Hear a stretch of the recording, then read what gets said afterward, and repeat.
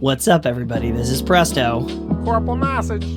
And you are listening to episode 107 of the Nintendads podcast, the Nintendo Switch 2 Direct. It's finally here. It's real.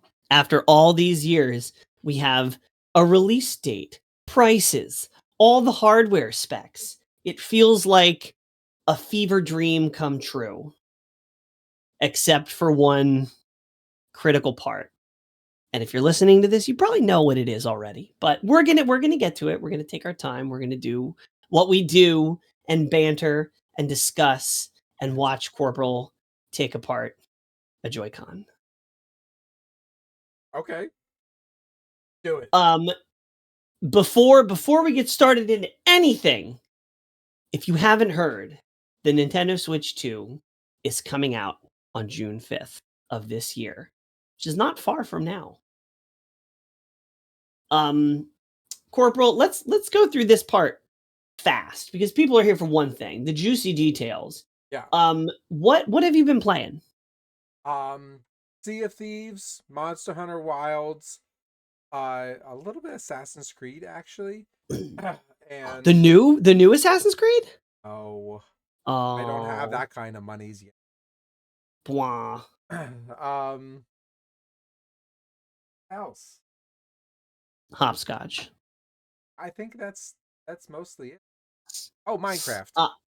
Oh yeah, always Minecraft's always in the rotation. The movie comes out tomorrow. I got tickets. I got tickets already. Yeah, I heard it's terrible. Yeah. I heard it's the worst movie of the year.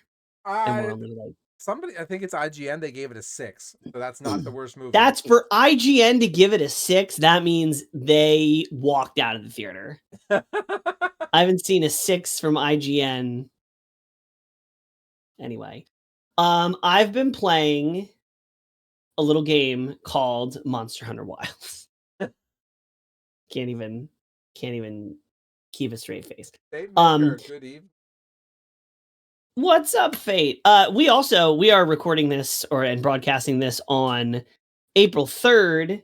The servers are down for maintenance for Monster Hunter Wilds right now, and we'll have the new title update soon, which we will have some content on next week as we slug through the new monsters in combat after Corporal slugs his way through the last one or two fights of the story.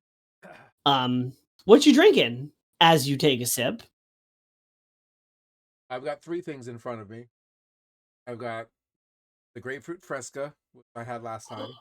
I've got Angry Orchard hard cider, and because also yummy, I love me some cider, I also have blackberry fresh pressed New York apple black. Ooh, that looks delicious. It's one of my favorite ciders. That you said so many flavors that I like a lot. Yeah, I'm just drinking water, a lot of coffee, hydration. I mean, nothing too fancy. I finally finished the 6-pack that I had of that Victory peach. Okay. Alcoholic peach thing. Yep. Peach is like one of my favorite fruits. So when peach Snapple was a thing back in our young days, oh my god, yes, I was addicted. I alternated between peach and raspberry. Keep it. I mean, you're in Florida. You just got to go to your upstairs neighbor, to Georgia. You can get some sweet peaches. Welcome in. Banana and peaches. It's a whole fruit festival. Wow. Okay. Let's onward to the news. This is a lot. This is either going to be a short episode or a long episode because it's going to be a long episode. I am going to remove the Nintendads logo that I precariously placed in front of the YouTube video that was really on the screen. Pop! There we go. So now we're going to be able to watch and listen to us narrate and opinionate the Direct. Oh, a lot of opinionate. I'm going to have a lot of opinions on information that was not in the Direct. That should have been in the Direct. Yeah. Just for So, clarification, you want me to have the Direct's audio off? yeah, I think that's a good idea. That'll be too crazy. So let's just start. I have a quote here from Is it not Cry the Kingdom saying Switch 2? no, it's actually Nick Yeti saying that. No. This direct, they started pretty early on by saying, and I quote, "The Switch 2 is not just an improved Nintendo Switch." I think that's true. It's different enough in terms of performance that maybe that's not true. Uh, but I'm not sure how true that is. But that's how it's being positioned. It's called the Switch 2. It runs Switch 2 games. It is not a Switch Pro. It is something more. It is more than the sum of its parts. So, specs. It's got a 7.9-inch screen, 1080p HD display in the actual physical device. This is one of the bigger features for me. It can output docked 4K resolution at 60 frames per second, or some games can be rendered out at 120 frames per second at 1080p. Now, I know I'm a frame rate nerd and all the technical stuff, but that's damn impressive for a Nintendo console. Like, I can't remember the last time we talked about a Nintendo console having the same performance and graphic fidelity as any other current competitor. And now we're on it. Now we're there. Sure. Sure. What's your take on these new specs? 120 FPS, larger screen, bigger fidelity, 4K output when docked, like all great, beautiful things. For those of you at home, I've got playing up on the screen above us. I don't know why, but French or something. That's besides the point. And I don't know why that is captioning. um, I don't care. Like, I, I, you're also talking to the guy who plays Dave the Diver and Below the Stone and still regularly hits up Banjo-Kazooie once a year. Like, graphics to me do not sell me nothing. Absolutely I mean, nothing. we've talked about this though. We've talked about that graphics sell consoles and they sell games at first, and then story and gameplay are what really make games good or not. So, Graphics is what gives you the initial ooh, and I still think story is what gives you the hook, and I think mechanics is what creates longevity. Those of you who've been listening to us long enough, take a shot and go back to our gameplay graphics story episode. yeah. Talk about that. But See, this matters, I'll tell you, from my humble opinion. Even if you don't care about graphics, this opens the gate for a million third-party games that have previously been off limits. sure. And this is maybe I'll start with this too, because if you're not going to listen to this whole episode, my take is the Switch 2. If you're a person who only has a Switch, right? Your only console is the Switch, is the only way you play games.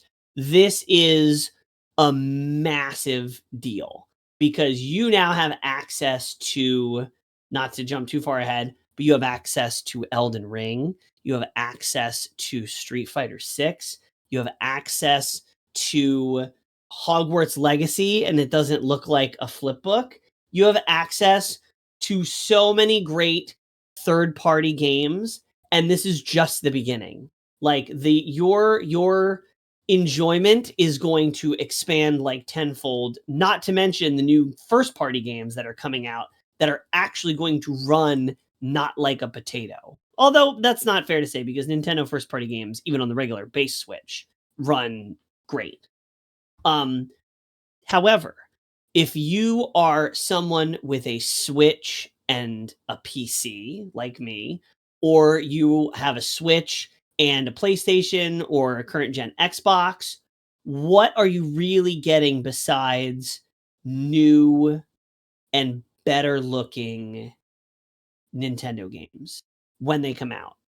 I will agree with And you. a handheld, killer handheld. I'm not a handheld player guy. I hardly ever play in handheld, so that's not a thing to me. And we can get into the debate of, well, why don't you just get a Steam Deck? But yes, continue, Corporal. When I traveled a lot, yes, having the ability to do my games on the go to hotel room, house, all about that. I also play mostly docked, which is a shame because the Switch's biggest like selling point is the fact that it can go with you, not right. Like that's its Yeah, biggest thing. And I think that while it opens up the door for so many graphical things with newer games and other third party creators, I also think that it will provide Nintendo Switch game base to triple, if not more, because all these other developers now who have previously made things for PC and ported to Xbox and PlayStation now have a viable option about going to Switch. yeah. Here's my big thing though. I already have a Switch. Other than them making Switch 2 exclusive games, which they will start doing at some point, what is the true benefit? Is the added ecosystem that they are creating really worth, and I hate to say this, the price tag? And I don't want to get into the price tag right now, but is it really worth the price tag?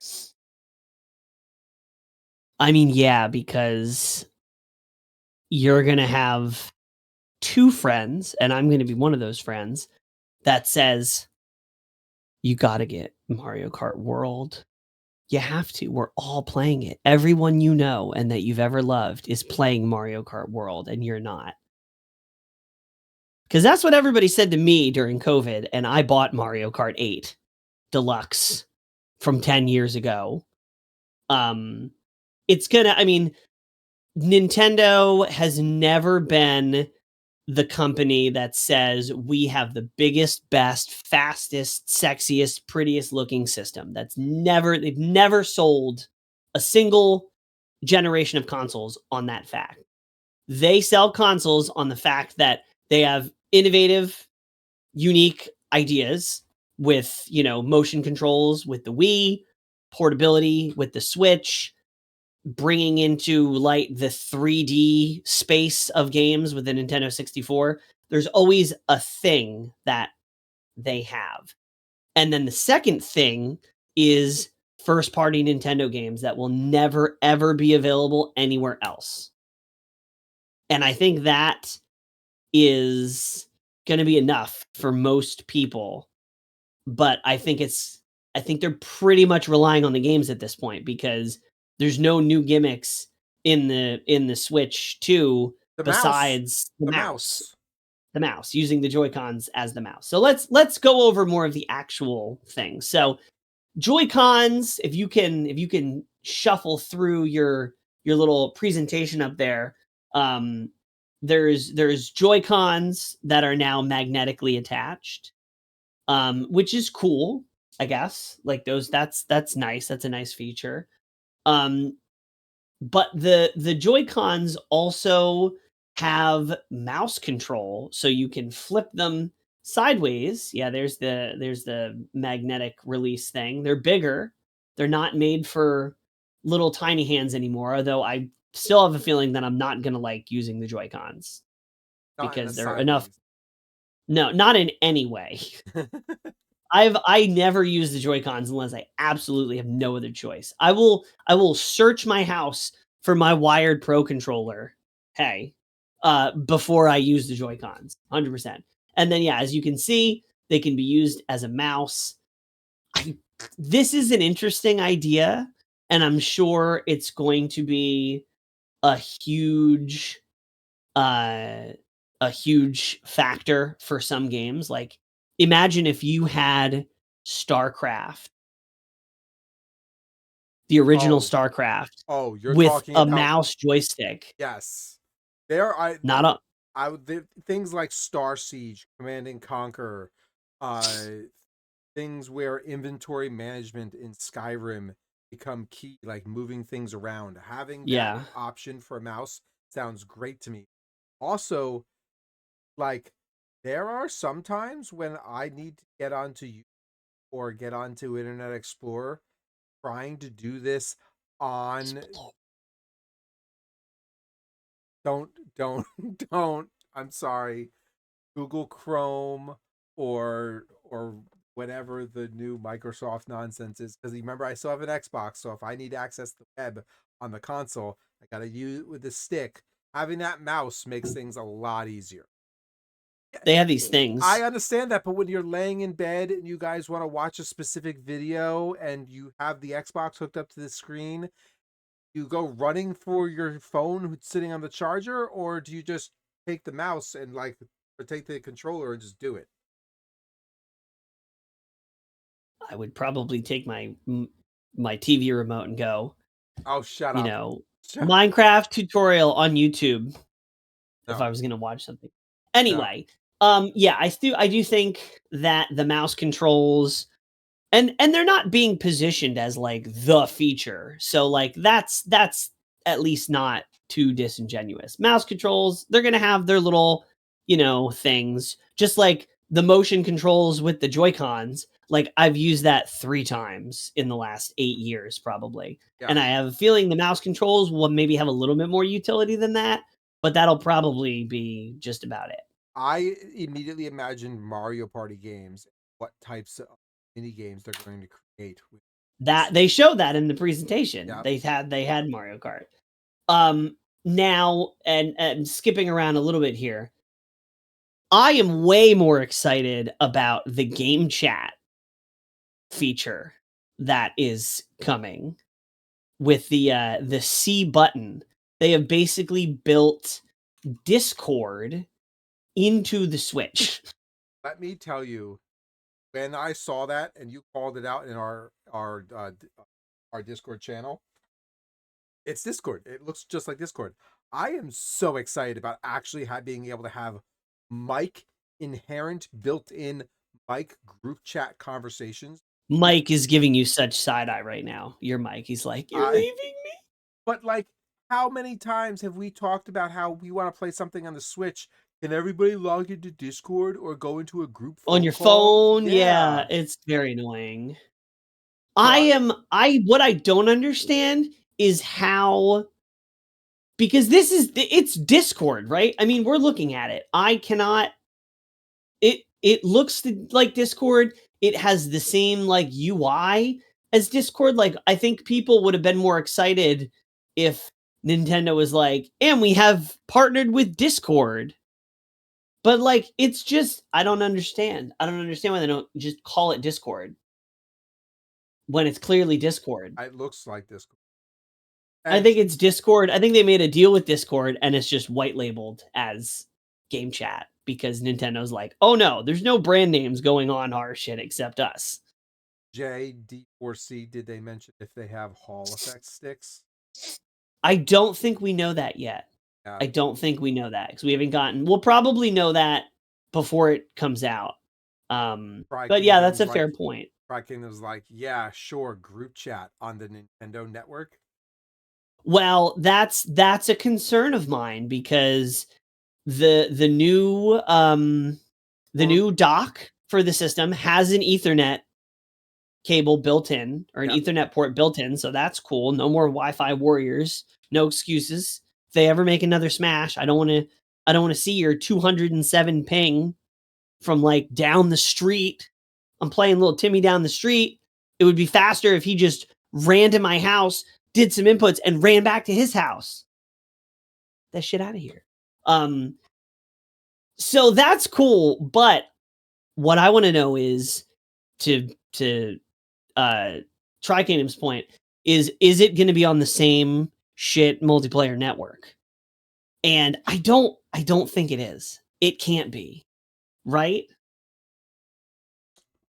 Sure. I can tell you that No, that's not reassuring at all. I can tell you that I'm watching this direct right now where they're talking about screen sharing, and you can literally see the latency. Well, yeah, the screen sharing is a terrible idea. I disagree with you.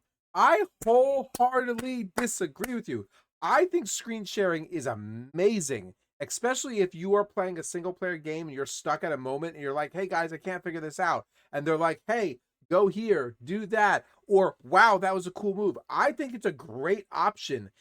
I think it's a great option too. It gives me some of those like D&D vibes where everybody's together hanging out, or the LAN party vibes back in the day. But my thing is the latency of the screen sharing is horrible. No, it's a great idea. It is a great feature. When they showed it, I was like, no way. And then they showed this like flip book 1 frame per second stuff.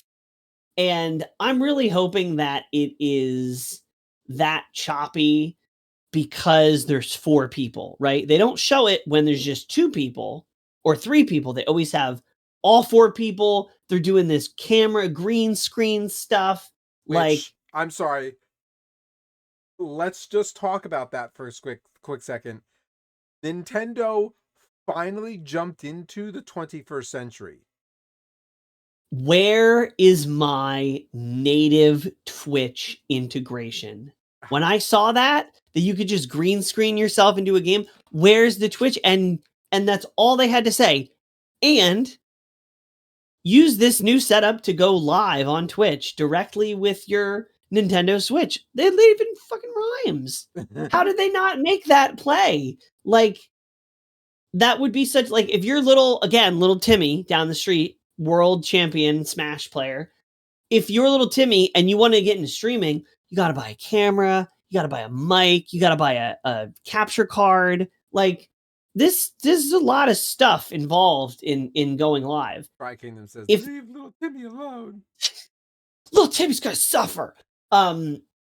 If you're trying to get streaming set up for the first time and you don't want to buy all this stuff, this is literally the perfect setup right here. They might do what Nintendo does and fumble the easy goal, but it needs to have native Twitch integration. Like, and it needs to be locked under like 18 layer cake of parental security, because I totally get why they might be cautious to go there given their failbait.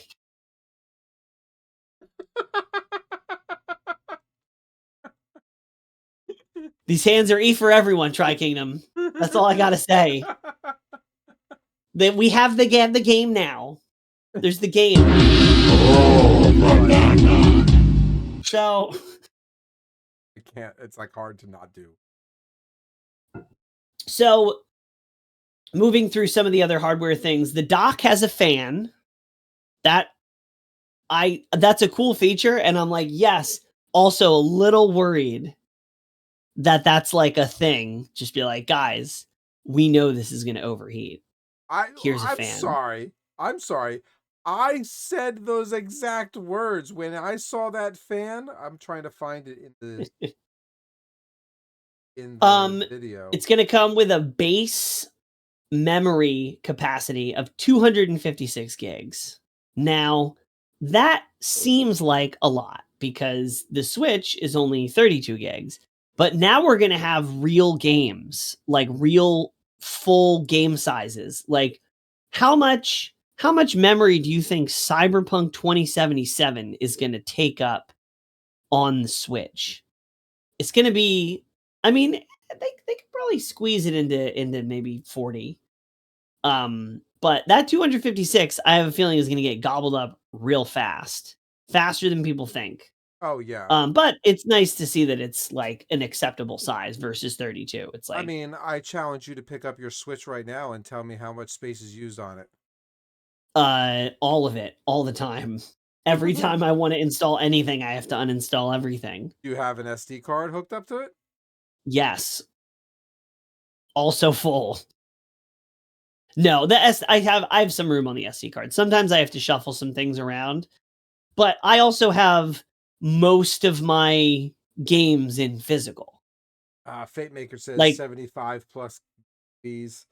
Cry Kingdom says 2,563 gig. Okay. I'm going to pull my so we've gone over data so management. it's 6.1 gigabyte of system memory and 6.3 gigabyte. Oh no, wait, I'm sorry. That's do you have any games on your Switch though? that's my free space. Hold on. Gonna say. Um Here's another interesting thing, game share, that's huge.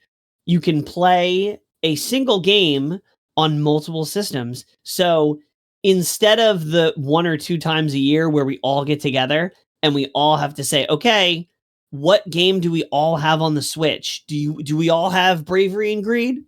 Okay, let's all have to collectively buy it to be able to play it."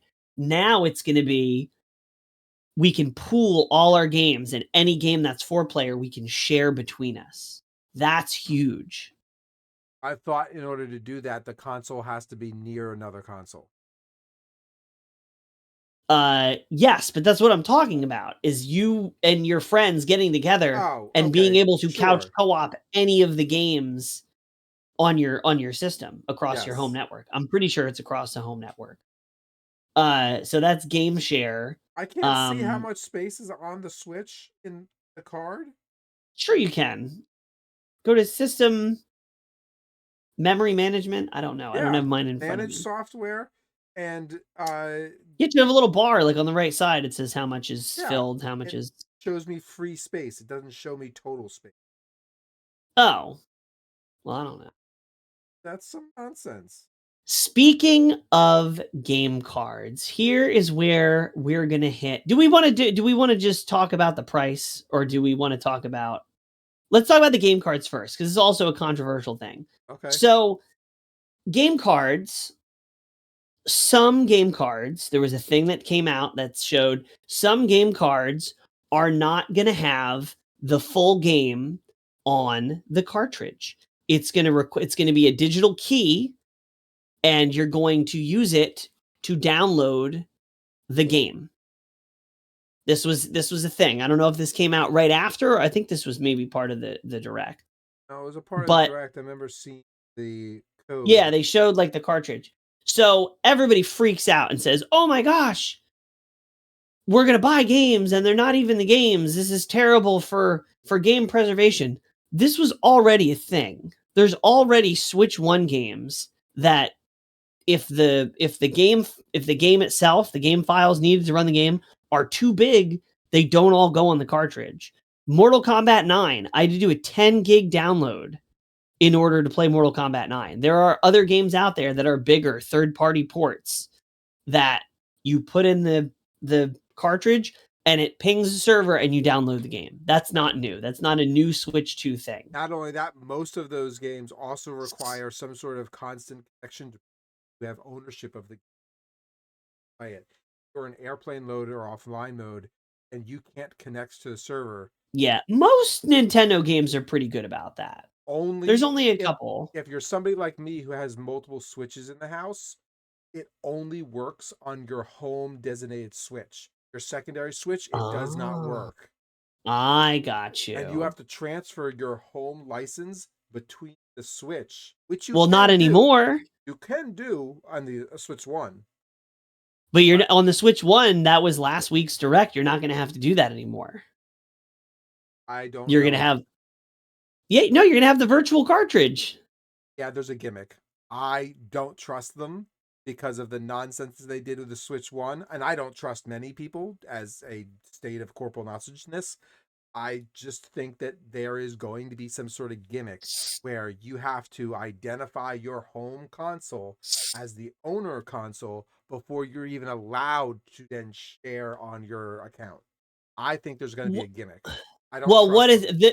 the gimmick is going to be you have to pick one. You either have to stay on the system that you're doing where you can freely change consoles, but you have to go through the trouble of marking one console as the home console, or you move over to the new system, you lose the ability to do that, but you can freely swap the virtual game cards between your systems without having to designate the home consoles or whatever.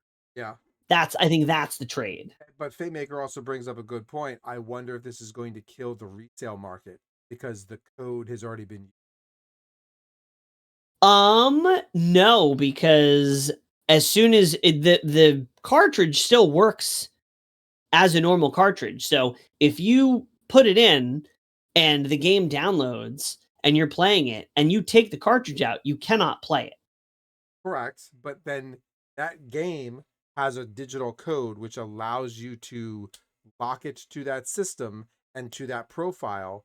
And I'm wondering if you won't be able to then trade that game off. No, you will be able to because the only system that has the right and the license to play the game is the system that currently has the physical thing inside of it. It's the licensing and the usage work the same because there's already games out there that's on the Switch 1. I'm so hesitant. I am so hesitant. It's not, you don't have to do it. It's not a choice. It's just don't get those games if you don't like them. But it just works. It's functionally the same as a cartridge. It just changes. Are you reading the data from the cartridge? I mean, if you have a cracked Switch that is disconnected from the Nintendo network, then possibly because now you're downloading all the game data and it's still there whether the cartridge is there or not. One of the benefits of having cartridge and one of the benefits of having CD that you didn't have to download something digital. Yeah, well, that's gone. Okay, moving right along. There's going to be new Pro controllers. There's going to be a built-in mic. We talked about that a little bit. There's going to be a camera, which I already. So, do you know Hori? Hori, Hori. They make different sort of game peripherals. Today, which this direct was yesterday. Today they showcased their beautiful Piranha Plant camera for the Switch 2, and I want it. It is cool as hell. Yeah. It is. It just looks like a piranha plant, and then in the piranha plant's mouth is the camera. And I'm like, that's amazing. I want that regardless. Can I use that for my PC? Can I tell you something? Tell me something. I'm gonna 3D print that shit so fast.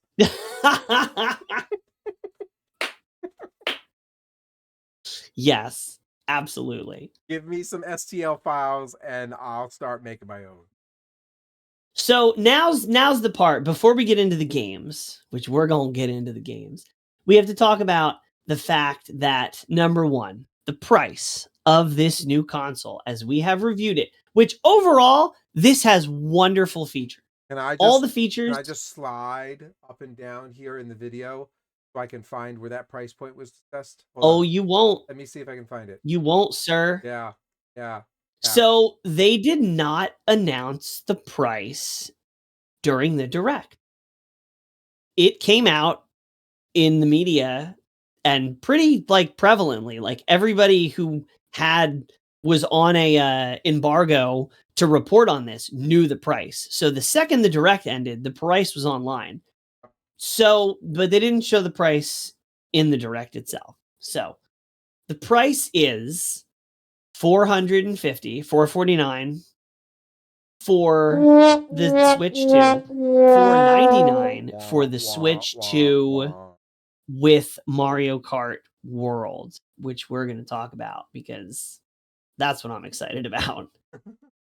So this price, number one, do you think this is a fair price for the device that you're getting? 400. Regardless, yeah, 450. $450 is an acceptable price for the console. I see Tri Kingdom, Fate Maker. Well, Fate Maker is in Canada, and so his it's is 600 for him. Yeah, it's 600. So that's different. That's like low level gaming PC. But I'll be and honest, the gaming PC of this is not. I'll be honest with you. I mean, I immediately am going to take this and I'm going to say, is it comparable to an Xbox? And is it comparable to an Xbox price point? And it is comparable to an Xbox price point, but not comparable to an Xbox hardware or system. Even if it can even if it can pump out 4K nonsense, good for you.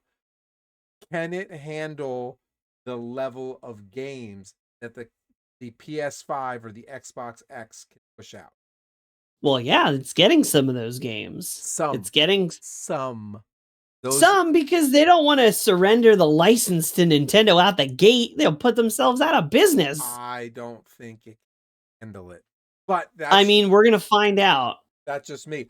On paper, this does match the Xbox, though. It doesn't have quite as much horsepower, but it can output 4K at 60 frames. That's graphics. I don't give your that's performance. That's frames. You need the performance to generate the frames. I don't know if you're going to find true gamer, and I like that we having this debate. You're trying to debate the actual. I love it. The actual numbers versus the feeling of the player. I don't think that the gaming community see the performance out of the Switch that they are claiming that it can be comparable to these other big name consoles. Well, yeah, because nobody has an Xbox to compare it to. You're the only person who has an Xbox. So nobody's going to be able to make that comparison. You're 100% right. We do agree on this. There's no argument. I do think that I said $400 when we were talking about this. I guessed $400. I think that $400, $450, sure. Everything nowadays is a little bit pricier, so I said before we started, I think it's going to be between 400 and 500. You did, and it was exactly between 400 and 500. Now, so I think we generally agree that 450 is an acceptable price. It's not a great price. 350 would be like, holy shit, how'd they do that? 400 is like, yes. 450 is like, you're pushing it. Yeah. You're pushing it. You need to show me some more stuff to warrant 450. I mean, Tri Kingdom's in chat right now dropping some hard data. 8-core AMD. Teraflops. He's comparing Xbox. Nobody said a damn thing about a PS5. Nobody said nothing about PS5, okay? You paid $700 for your gaming laptop. Unfortunately, then we have to get into, but it's Nintendo. You get Nintendo stuff on the Nintendo console. Yeah, which is Nintendo exclusive. So let's just say, for argument's sake, $450 is a fair price. Yep. Why? Why didn't they put it in the Direct? I think they didn't put it in the Direct because the moment they admit any kind of price, then had to talk about what was the true issue. All of this. That's the price of the games. Yeah. I do think that if they said $450 on the stream, I think most people kind of wince at $450. And when you look at it as this hardware, it's going to have exclusive rights to Nintendo games. It's got performance to warrant $450. $450 is kind of it's squeak high, but acceptable price for what you're getting. However, I didn't pay $400 for my Xbox X, and I got the newest white version. 2. Yeah, because they pay Man. you to use the Xbox X at this point, because nobody had. They're being repurposed as refrigerators.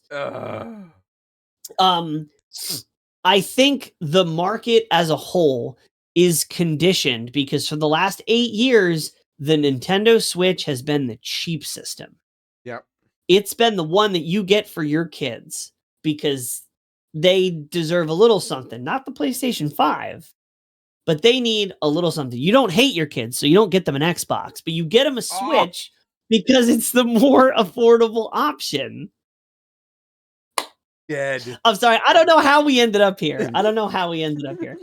But the Switch is perceived as the budget console.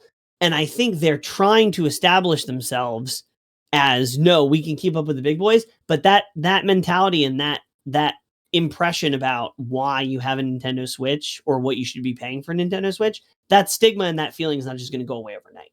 So I think they withheld the price because they knew it was a pinch high, and they knew even if it was 400, like, people are still going to go, "Ugh, for a Switch? For a Switch that does like a little bit better stuff than my Switch that I have 2 of at home?"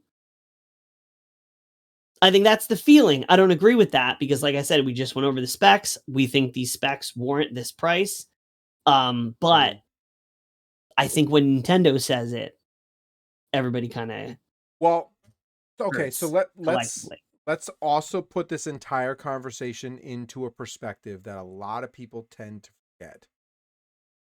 Go to any store, go to a GameStop, go to eBay, go to Amazon, go to a flea market, go to any store that you can get access to old games. And I challenge you to find a first-party Nintendo game that is sold secondhand that isn't still as close to its original cost as when it came out. Yeah, no. Well, if you get them secondhand, you can get a nice little bump, but the games never go on sale. No. Like, you may find because you remember prices then were, maybe $50. You may find them for $37, maybe. yeah. And in general, like, physical games, like, there are certain GameCube games, Super Smash Bros. Melee, for example, that if you have an original disc in an original case and it doesn't look like it went through a lawnmower and it's got the original booklet, like, you can auction that up for like a lot of money. Yeah. That's valuable. I'm just saying Nintendo games and Nintendo hardware tend to hold value better than any Xbox or PlayStation console. Yes, I would agree with that. And the same goes for most of their games. And so are we about to get into the games? Are we about to get to the real pickle in this burger? One of the reasons why the games hold up is because, for the most part, the exclusivity to that console versus most other consoles, they're a dime a dozen across PlayStation, Xbox. Yes. So the games. Before we get games, what game do you want to talk about first? I think we need to start with the problem. With the problem with the games. Okay. I think we should just go. We're already into the controversial waters. We're going to talk about. Have we said anything that we like about the games yet, or about the console, or about the Direct? I feel like we've said a lot of negative. I like that. Maybe we should go over. Should we go over some of the games first before we get into the pricing? That's fine. All right. Because we are the Nintendads, and we do like our Nintendo Switches. I'm to be clear, it is okay. Number one, it's okay to criticize things that you like. It's okay to give critical and negative feedback to game publishers, to producers, to keep them in line, to make your voice heard as a consumer. Cyberpunk 77 is probably the best example of that. Yeah. So, number one, you can be a Nintendo fan and have a problem with some of the things that Nintendo is doing. Number two, I'm pre-ordering this console with the bundle. Like, I can poke holes at it and I can say they shouldn't have done this and that, but fully transparency, I am getting a Nintendo Switch day one. 100%. Pause. I mean, I'm not pre-order. Well, I might pre-order. You and I both know the only reason why anyone in the world is pre-ordering the bundle is because of the price. Yes. Correct. I won't spoil it. Let's go. But it's also like I'm why wouldn't I get them together if I know that I'm getting both of them? I mean, that's true. That's fair. If you're on the fence, then you're getting the bundle because of the price. Yeah. So let's go. Let's talk about happy things. Let's talk about happy things. So Mario Kart World. Okay. Holy shit. Skipping to the front of the video because that's where we need to be. I would say I'm more excited for Mario Kart World than the Switch 2. Agreed. If Mario Kart World was coming to the Switch, I wouldn't even be considering the Switch 2. It couldn't. It couldn't come to the Switch. You would have a fire quickly if you tried to run this game on the Switch. Mario Kart World, where do we start with this? Look how beautiful it is. Look at that sunset. Look at the clouds.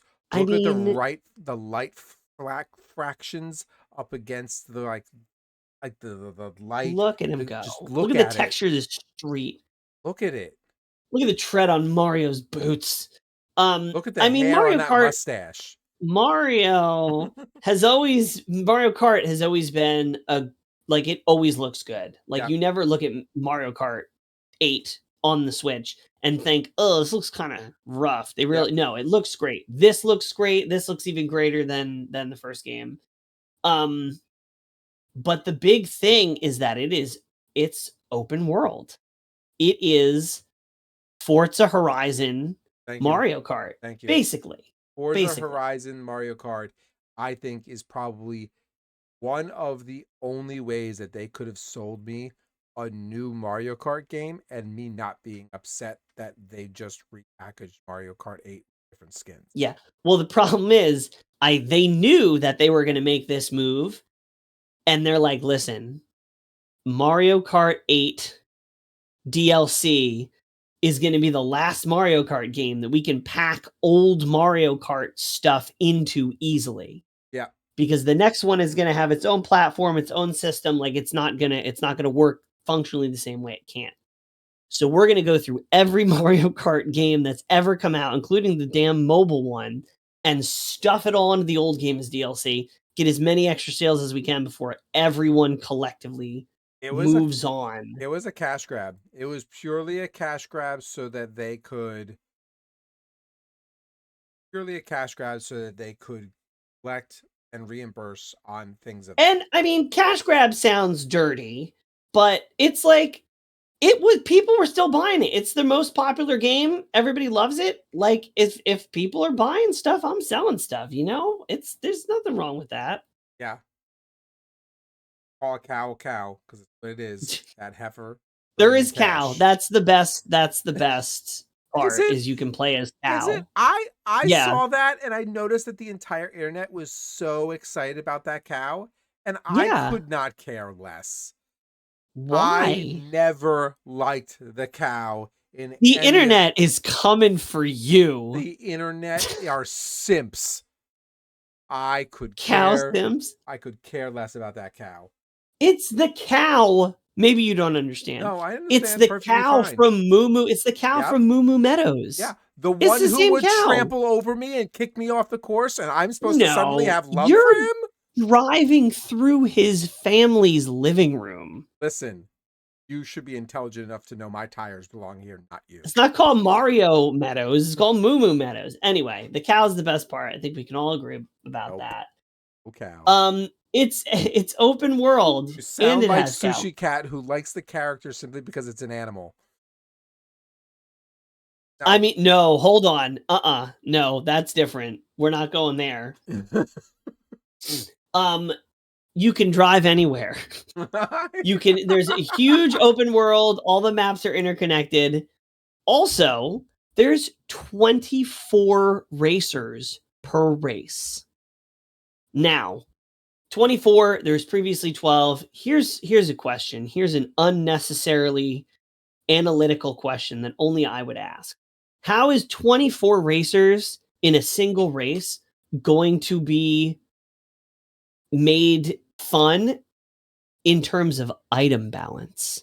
Because can you imagine trying to play Mario Kart 8 with 24 players? You would be zapped and lit on fire and bombarded with shells and blue shells, and like it would never end if you did it with 24 players. So I'm very interested to see, and there's been some footage out already of people who have played the game early. The items are going to have to be balanced so that you're not constantly spammed with powerful stuff. And I like that because I feel like the items play too heavy a role in Mario Kart 8, and to see them given a little bit of a nerf sort of across the board, I think would be neato. Okay. Sure. What do you like intensely researching? I can see you. I'm watching the video about what they're saying about the game, seeing if there's something that I picked up Oh. or missed. There's going to be grind rails. There's going to be hopping on and off walls. Yet again, Hardcore parkour. I saw that being advertised on like IGN, and they're like, "Oh, great new mechanic for Mario Kart! Finally, rail grinding and wall. Like, get out of here! The wall hopping looks cool. The Get grind rail is kind of outta like whatever, here. but You are simping on a basic mechanic that they just enhanced for Mario Kart 8, and that's all. no, there's no rail grinding on Mario Kart 8. There's no rail grinding on Mario Kart 8, but there most certainly is side jumping, and that is Not side jump. Well, I guess that does happen in like a couple of courses. A couple of the newer courses, so it wasn't new for this. Like I see it, and like that's cool. I think it's going to work differently. I think it's going to be We'll smoother. see. I'm hesitant. And yet again, this is me being so cautious about being hyped about something and then being disappointed. So I am trying not to be that excited. I know that's why I only really, really, really get hyped for Monster Hunter, because I'm never disappointed. It's a great way to live. I'm waiting for April 17th, 2025 at 6 p.m. for the Mario Kart World Direct. Yes, we are doing it. I'm dragging your ass into an episode about Mario Kart after that. Listen, I am so excited about Mario Kart World, and I do not particularly like Mario Kart 8. Yeah. Like, it's okay. I was forced to get it, which I think I've only said about 100 times on this podcast, but I'm not a huge Mario Kart fan. I am very happy and excited for Mario Kart World. Yeah. What do you think of the knockout tour? The one where you go from level to level to level, and each level has a cutoff of like you have to be in 16th or higher or the race is over for you. I'm excited about anything that brings more competitive edge to Mario Kart in a way that you up against your peers and friends to make things challenging.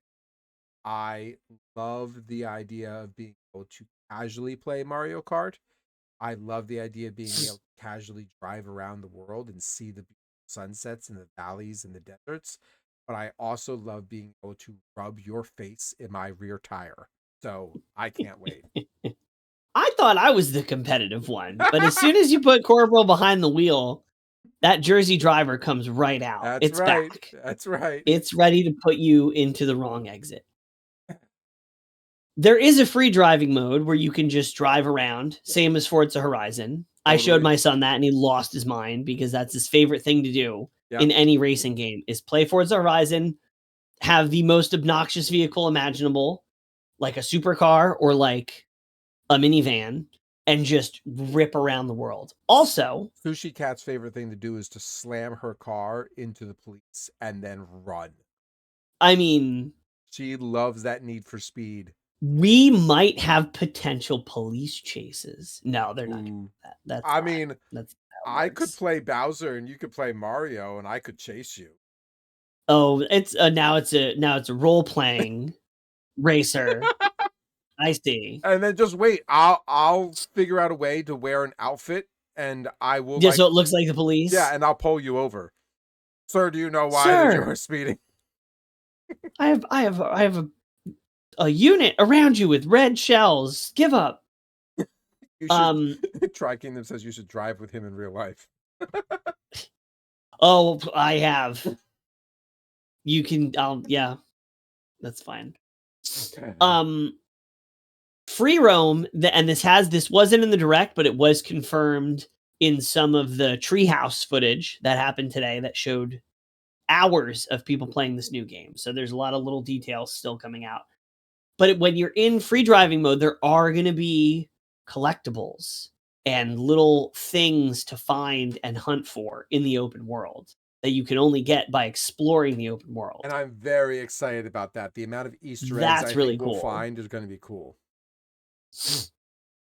There are, as confirmed by the Treehouse streams today, there are a lot of characters and a lot of different costume for the characters. So we just saw it on the stream. If you're watching above, it's about to pull up.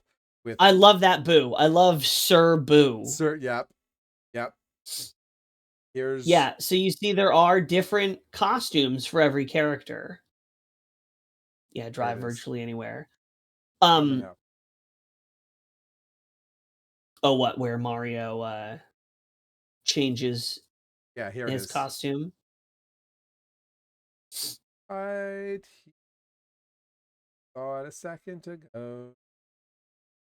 So what's interesting, I don't know if they show this explicitly in the trailer. Yeah, I love the idea of Knockout Tour. I think, and I didn't really think about this until somebody said it is, right but there. Knockout His hat. Luigi's hat. Yes, yeah, Luigi's got like the straw farmer's hat. Yep. So there's going to be a lot of different costumes, which makes me wonder and slightly scared if that's going to be where the majority of the DLC for the games come from, is just costumes. Because I don't know how I feel about that. I'm okay with that, because that could be, in like some cases you have to do certain things to unlock, but there are some cosmetics that have to be purchased. And if that's how they want to make money, that's fine, because it's optional. Oh, that's not how they're going to make money from this game. Yeah.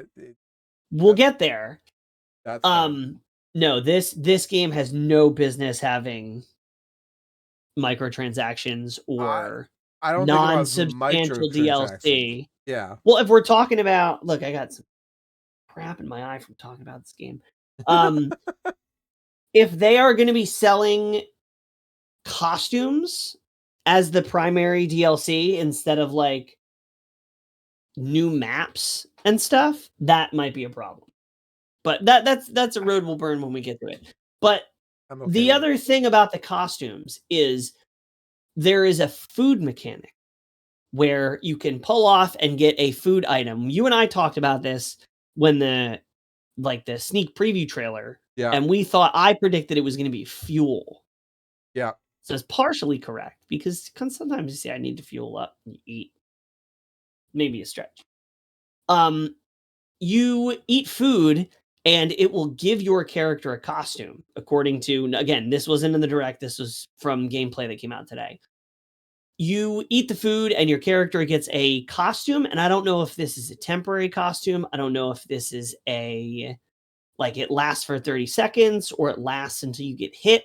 You have a costume, and that costume will change your stats as you're racing. So it might make you heavier, might make you faster, might make your ability to drift and get boosts more efficient.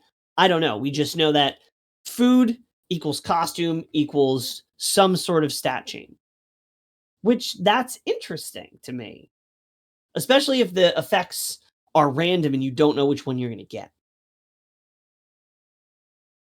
But they don't show that anywhere in the direct. No. I don't think. Or they definitely don't explain it. All right, so I just paused this up on the screen here. You can The see big old open world. the castle. You can see some of the roads that drift off to the different lands. You can see like the swampland and the farmland, desert land to the Tuscan desert lands to the lava mountain Tuscan. land to the forest lands to the open plains land to what looks to be like the farm fall land to the beachside That's where the cows lands hang out. I better watch out. to the snowy land, the snowy hills land, the islands land, the large bridge land. Yes, The thank you. large bridge land. Thank you, Tri Kingdom, for saying that because that's exactly what I thought when I saw this. The Greenland. What? Well, what's that? Fortnite. Oh my god. It's like the Fortnite It's map. a giant Fortnite map with all the different little biomes that it has. Ugh. You could also say it looks like a Minecraft map. Yep, it does.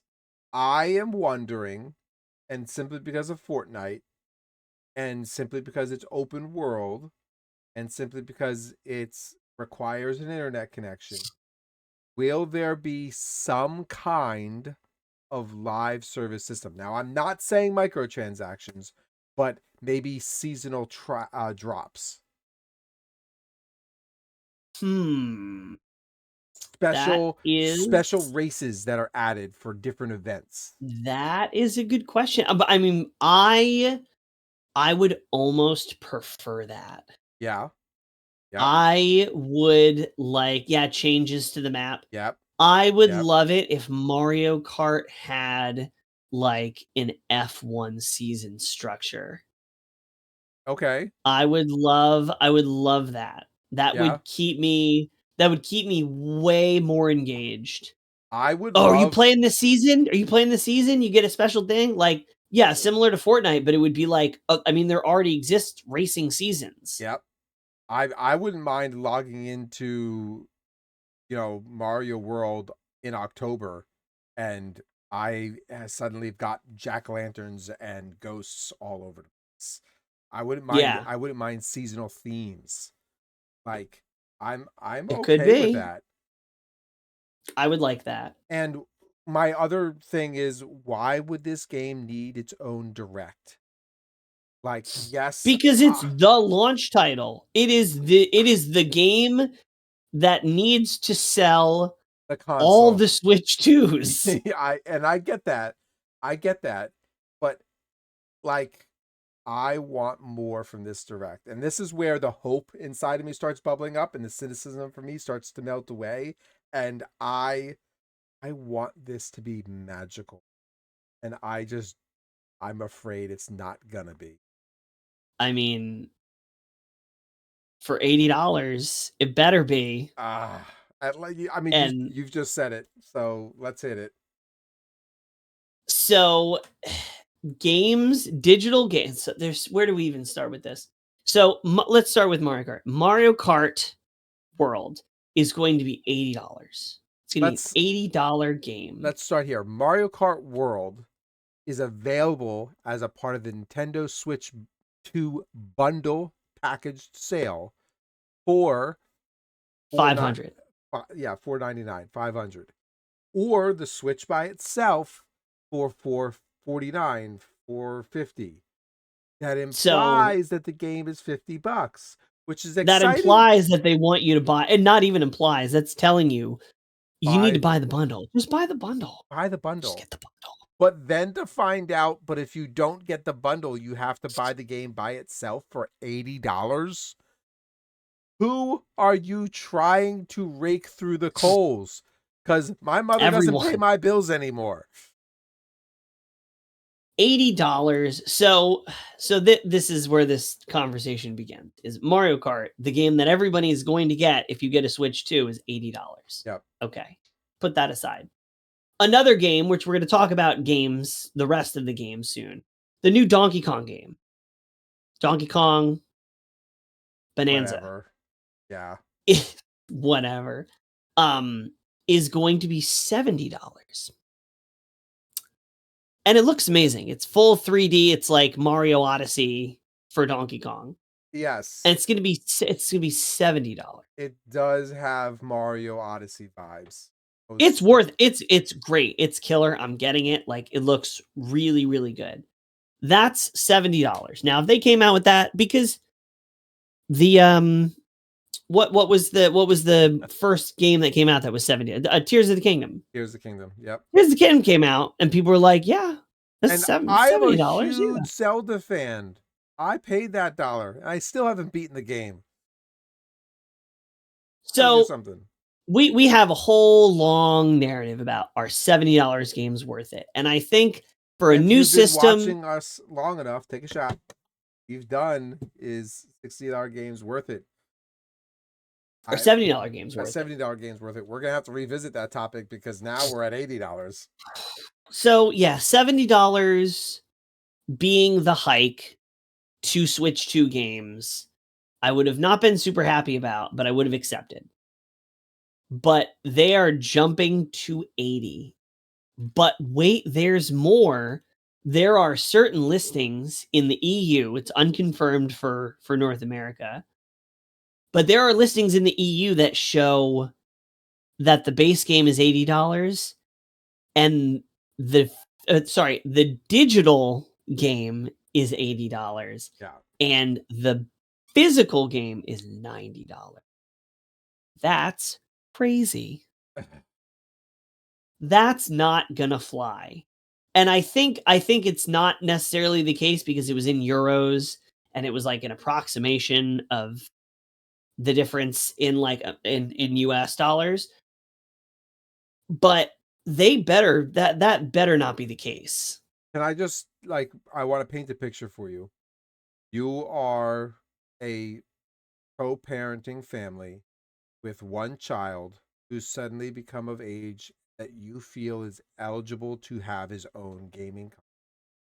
You are in this generation looking at to enter him in the gaming world, decide that you want to include Switch ecosystem to your household because it's generally a family friendly console and a good safe bet for him. Are you going to buy him the Switch 2 bundle where you're spending the $500 and he gets one game, or are you just going to wait till it goes on sale, or are you going to just buy him the Switch and maybe buy him 7 games for the same cost? So Switch games never go on sale. So unless you want to wait 5 years until they release like the Switch 2 Lite or Pro Or and maybe OLED? get and then maybe you get a 10% discount on the base system. Yep. Like that's not going to happen. But yeah, I mean that's an expensive the system is already up there. $80 as the base price for games. And this hasn't come out from Nintendo. This is now we're in territory that was not in the direct. Yep. And is not, I mean, it just wasn't announced. No prices were announced. It's a theme of them not announcing the prices because they know that they're too high. $80 games.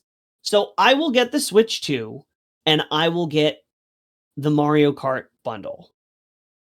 But depending on what the games are, $80 is not okay. I have a problem with $70 game. $80 is too much. It's too much. There are certain games I would pay $80 to play. There are certain games that I think are worth $80. 80 cannot be the baseline, or they are going to see massive decreases in sales for games. Maybe. One man's opinion. Maybe. I think there are enough Nintendo sweaties that are out there that will commit to it. You won't get the masses, you won't get the regular amount, but $89.99 is the baseline for games, and Oof. I that hurts me. Yeah, but y'all got free healthcare. That's if I break my arm and my insurance isn't going to cover it, I'm going into debt. Here, yeah, but $80 is not okay. Nintendo, what are you doing? You got some cool stuff. You're hyping us up, and then you're not telling us the prices, and we're finding out after the stream that it's way too high. That's not a good look. I can go to the hospital and get my feelings checked for free.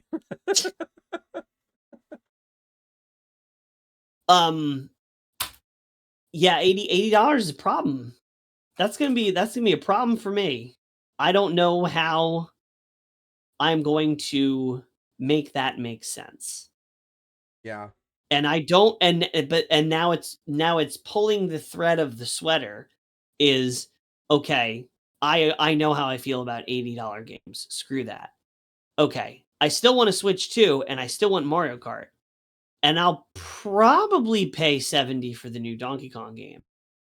But I'm not buying Metroid. Like it's I'm not getting Donkey Kong and Metroid Prime 2 Nope. in like the same financial quarter. Yep. Because that's crazy. That's $160 for 2 games? And there is a game theory conversation that's out that's very popular right now, is whether or not games should be 100 hours, or is that too long or too short in today's market.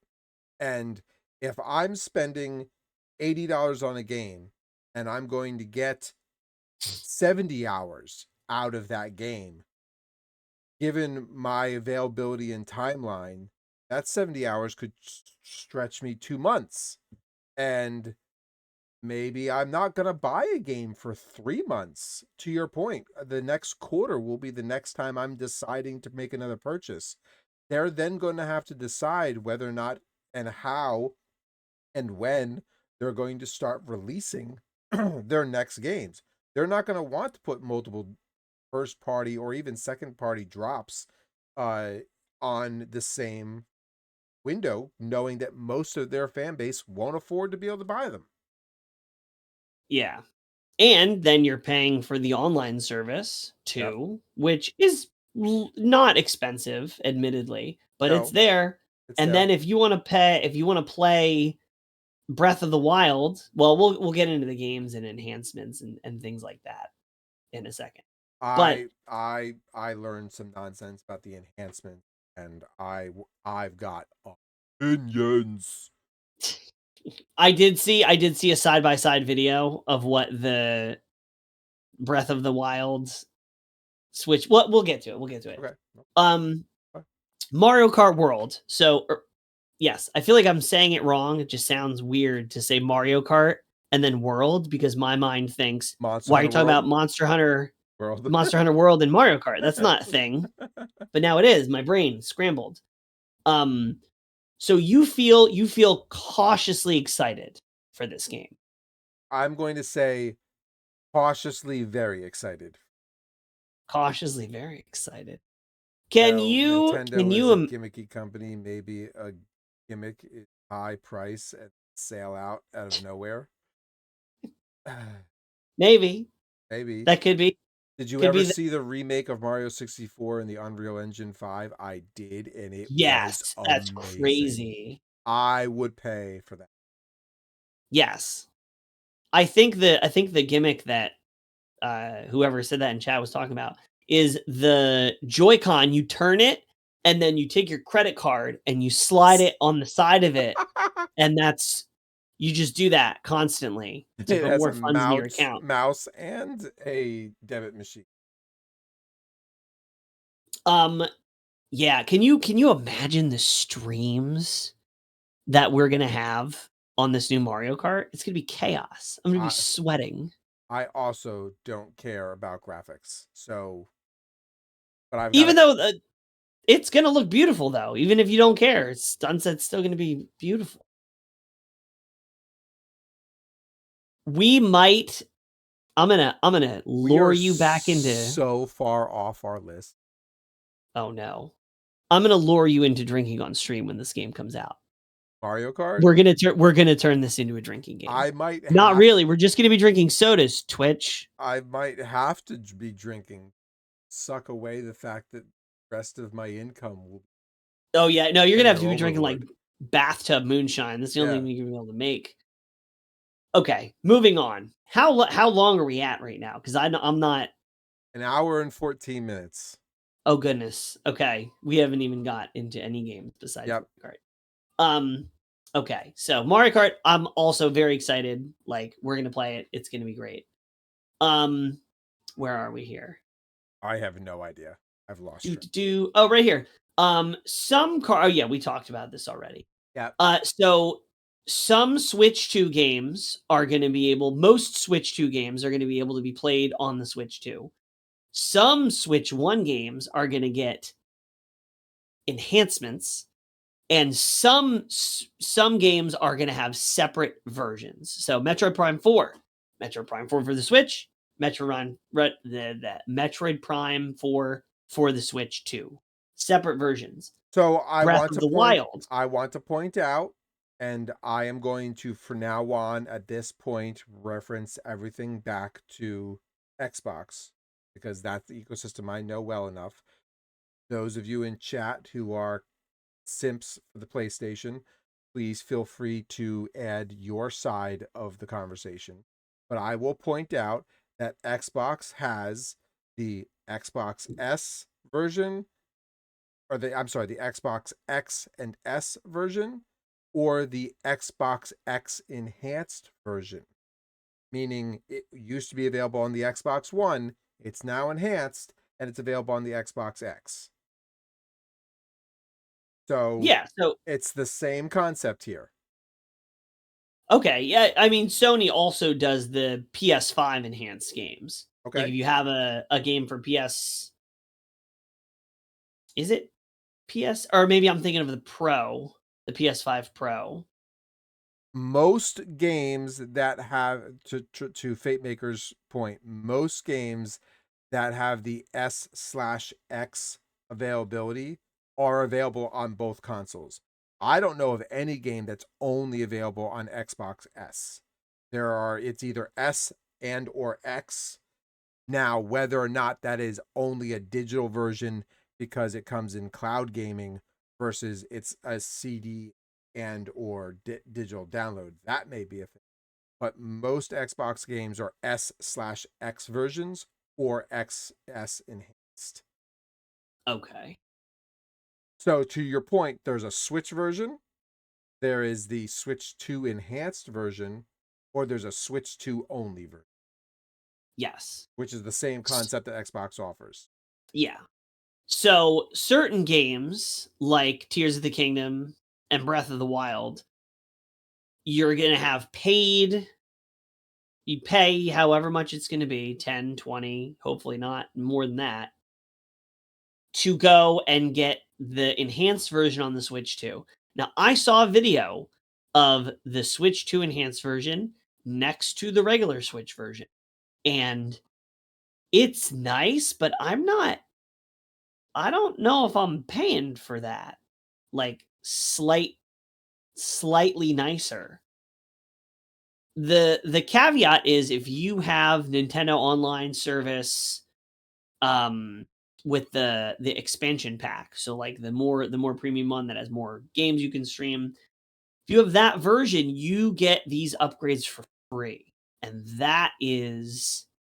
that's pretty big in my opinion. That I think that's going to push a lot of people. What is free? If you have the Nintendo Switch online service, the enhanced version, that the expansion pack level, the enhancements from the Switch 1 version to the Switch 2 enhanced version is free. Okay. According to Nintendo's Japan website, players who already own a game want to upgrade it can expect between 1,000 2,000 yen, which is estimated to equal to 10 to 15 US dollars on the region equivalent. So to enhance a game, $10 to $15 from Switch 1, Switch 2. Now, Breath of the Wild, Japanese price 6,980 yen. Breath of the Wild S2 Tears of the Kingdom edition, 8,678 yen. And I don't know why it's labeled that way on the Japanese, but that's essentially means that it'll cost approximately $20 Okay. $20 to enhance it? to enhance it. I thought you said 15, 10, 15. One source says from their Japanese Nintendo website 10 to 15, but another is from Twitch, or I'm sorry, an X Twitter account, X account, Okay. which has screenshots from their pay portal, upgrade packs from SMP, Jamboree, Interesting. and Kirby will probably cost close.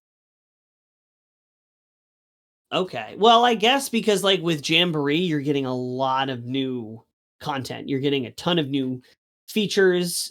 Like you can like bring your face into the game, Yeah, and you're getting a ton of new mini games. So it's probably going to vary based on like Breath of the Wild's getting like a slight buff. It's getting a little shine on it. Like it better not be more than 10 or 15. But if you have the online membership, you get it for free. and I apologize, Fate Maker. I said 8,678 yen. It's really 8.678. Not 8,000, 8 yen. So No, if that's still 8,000 because they use periods instead of commas or oh, commas instead of okay. periods. Well, whatever then. Yeah, it's we're seeing a recurring theme in that it's things are going to be more expensive than we would like them to be I with this also new want to system. point out that if you've purchased the Xbox One version of the game, there were a lot of games that when you purchased them, they came with the Xbox X/S enhanced for free. Well, because nobody But nobody had the Xboxes. They had terrible sales. Of course they had the upgrades for free. Listen, if you're going to keep drawing parallels to Xbox, I'm going to keep taking free shots at them. Xbox is better. We're not the Xbox dads. That sounds, I don't know, it sounds a little vulgar. Um so anyway, are you going to get the enhanced versions of Breath of the No. Wild and Tears of the Kingdom? Will I play them on my Switch 2? Sure. Will I get the enhanced version? No. Now, You sure? if it truly comes down to it only being $10 in a moment of weakness, yeah, I might. Yeah, I might.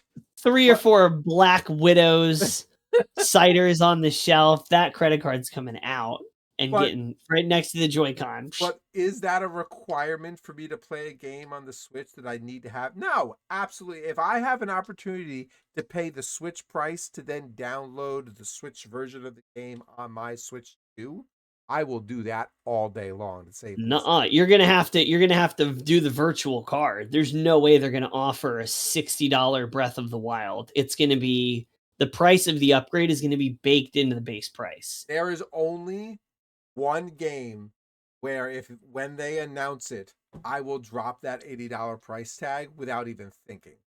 Dave the Diver HD No. remake.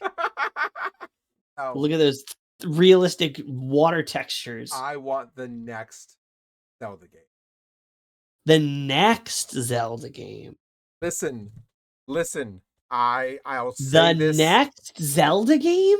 because they tried to pull the wool over my eyes and make me think that Hyrule Warriors was a Zelda game, and It I is a Zelda game. no Zelda's in it. She's the main no character. no. You and I both know that that woman deserves her own standing title. She got her own standalone game. Don't. Echoes of Wisdom, man. You have 2 Zelda games you have not beaten. You're talking about the next Zelda game. No, the next Zelda. Yes, Echoes of Wisdom is the first Zelda game. The next Zelda game is Hyrule Warriors. No. Age of Imprisonment. Yeah. No. No, it's a Dynasty Warriors game. I need Legend of Zelda. Yeah, no, I'm just taking the piss. You're totally right. It's gonna happen, right? It has to happen. Tears of the Kingdom was Breath of the Wild DLC. They better been working on something. I'm beginning to lose faith that they respect that princess. Listen. There's a woman calling you who would like to have a little talk named Samus Aran. Yeah. Okay, talk about disrespecting the franchise. I have never invested enough of my time into the Samus franchise, other than in the original Game Boy when you had to play as the street lamps go by so that you can see the screen. Oh yeah, I mean yeah. Like I think you would like the Metroid Prime franchise because of how Halo-ish it is. I saw the video the other day during the Direct, and I am all in for that. Yeah, it looks nice. I'll put money into that. Not $80, but I was just gonna say, how much do you think it's gonna be? I don't know if it's gonna be. I have no idea. I think Metroid Prime 4, the Switch 2 version of Metroid Prime 4, and I don't know if there's prices out there. Somebody please let me know. So we have $80 for Mario Kart. We have $70 for Donkey Kong.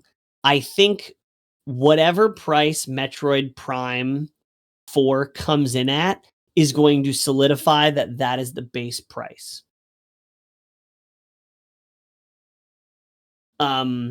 Let's keep moving. So this was the other really big game. Also, you are going to be able to play Metroid Prime 4 Switch 2 edition at 120 frames per second at 1080p. That's the first game that they've just explicitly said you're going to be able to run this at this performance level. Metroid Prime 4 Beyond. House control support, visual enhanced frame rate, quality mode performance. But a price. Directly off of the Nintendo website. And how much it costs? State 25. No price. I'm not seeing a price. I mean, we don't have a release date, so why would we have a price? I guess, right? It's funny though, because when I clicked on it, like if you Google it, it comes up with the Nintendo website, and in small letters underneath the link, it says Samus Aran, the galaxy's greatest bounty hunter, embarks on a mission planet for blah blah blah Metroid 4 Beyond, free delivery over $50. 30. I don't know. Gobbledygook. That's $50, 30-day returns. I mean, there's no way it's $50. I think it's just their general policy for free shipping. Okay. So that game looks amazing, but we talked about that last week. So I know what you're gonna say for this next game. You're gonna say, why is this a big deal? I don't care about Kirby. I have never cared about Kirby. My son is probably the only person in the world who likes Kirby. Kirby Air Ride was an institution on the Nintendo GameCube, okay? Kirby Air Ride, you're only saying this. I know that you have never even played Kirby Air Ride, not one time. I haven't. I just Googled it. Never seen it. It's a game. It is a game. It is amazing. Lame. No, you're wrong. It's okay to be wrong. You shouldn't do it so publicly, but no, Kirby Air Ride is a really good franchise. But you know what makes me a little excited and a little relieved, to be honest? What's that? Kirby Air Riders, which is the actual title, Kirby Air Ride, is being directed by Sakurai. And that's awesome for two reasons. Number one, well, maybe not awesome for two reasons, but the first reason is because he is the father of Kirby. He invented Kirby. He did all the Kirby games. So for him to be involved in this, you know it's going to be good because that man does not believe in half measures. Like, it is going to be a high quality game. The other thing that this implies is that we are not seeing another Super Smash Brothers game anytime soon. And I have to be perfectly honest, when I saw that and I realized that it meant there's not going to be a Smash Brother for a while, kind of breathed a little sigh of relief. I half expected us prior to the Kirby Air Rides and having a conversation with Sakurai. I half expected that there would be some Super Smash Switch because that would help sell content. Yes. And they fully trolled us because in the beginning you see Kirby and he's got the star and it's not lighting, and that's the exact same kind of thing you would see for the beginning of a Smash trailer. Yeah. Because that's what happened last time. We saw Splatoon characters and then it turned into Smash Ultimate. So there were a lot of people that was Sakurai is a troll. He firmly believes in trolling his community and he's gotten really good at it over the years. So Kirby Air Riders, maybe not your cup of tea, but it looks awesome, and it means that we're not expecting a Smash, which I am relieved by because I am not ready to get sucked back into that series. And the whiplash of good design, bad design, good idea, poor execution. Like, I'm not ready to go through that again. I just want to sip on my Monster Hunter Wilds and enjoy life and play Mario Kart.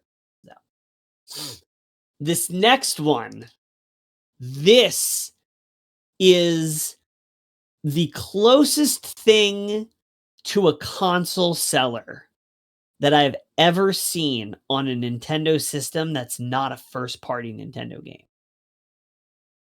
Maybe Monster Hunter Rise, because that was a Switch exclusive for a long time.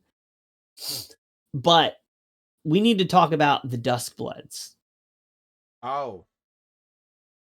Not where I thought you were going because I'm following.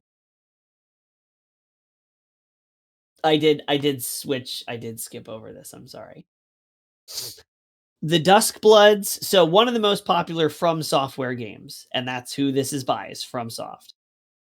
Bloodborne. Everybody's been clamoring to give us a Bloodborne remake, Bloodborne HD, Bloodborne 2, please, please.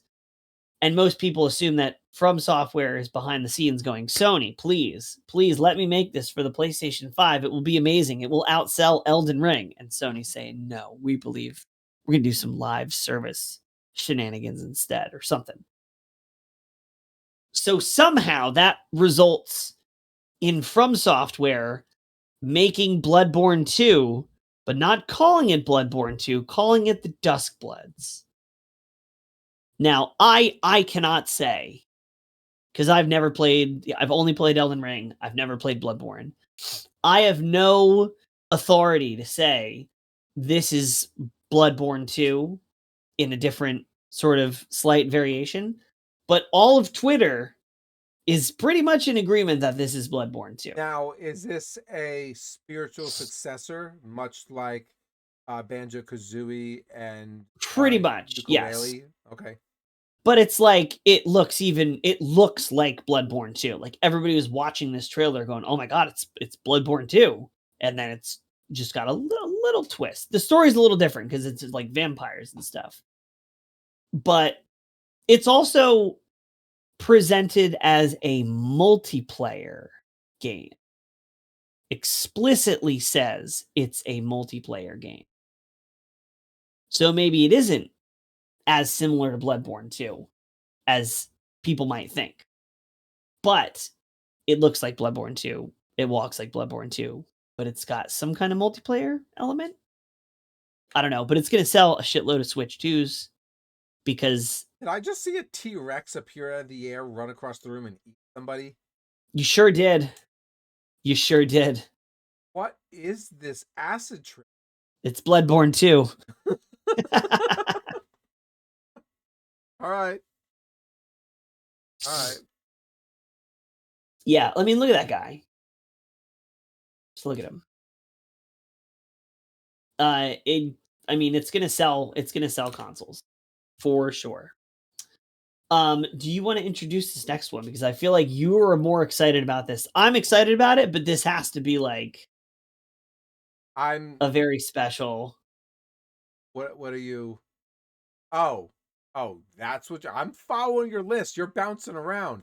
Look, I just skipped. I just went here to here, Yeah. and now I'm circling back. Well, I'm correcting the balance of nature. I'm here. Oh, you go for it. That's what I got playing right now. You go for it. I have nothing positive to say about this. Oh no, but it's gonna be enhanced. Oh, It Pokemon might. I love ZA they showed wait, go back. Go back to the footage. coming. Because they say like, oh, with improved graphics, and it's still look at the buildings. Just pause it. Look at the buildings. That is a 2D ass looking texture.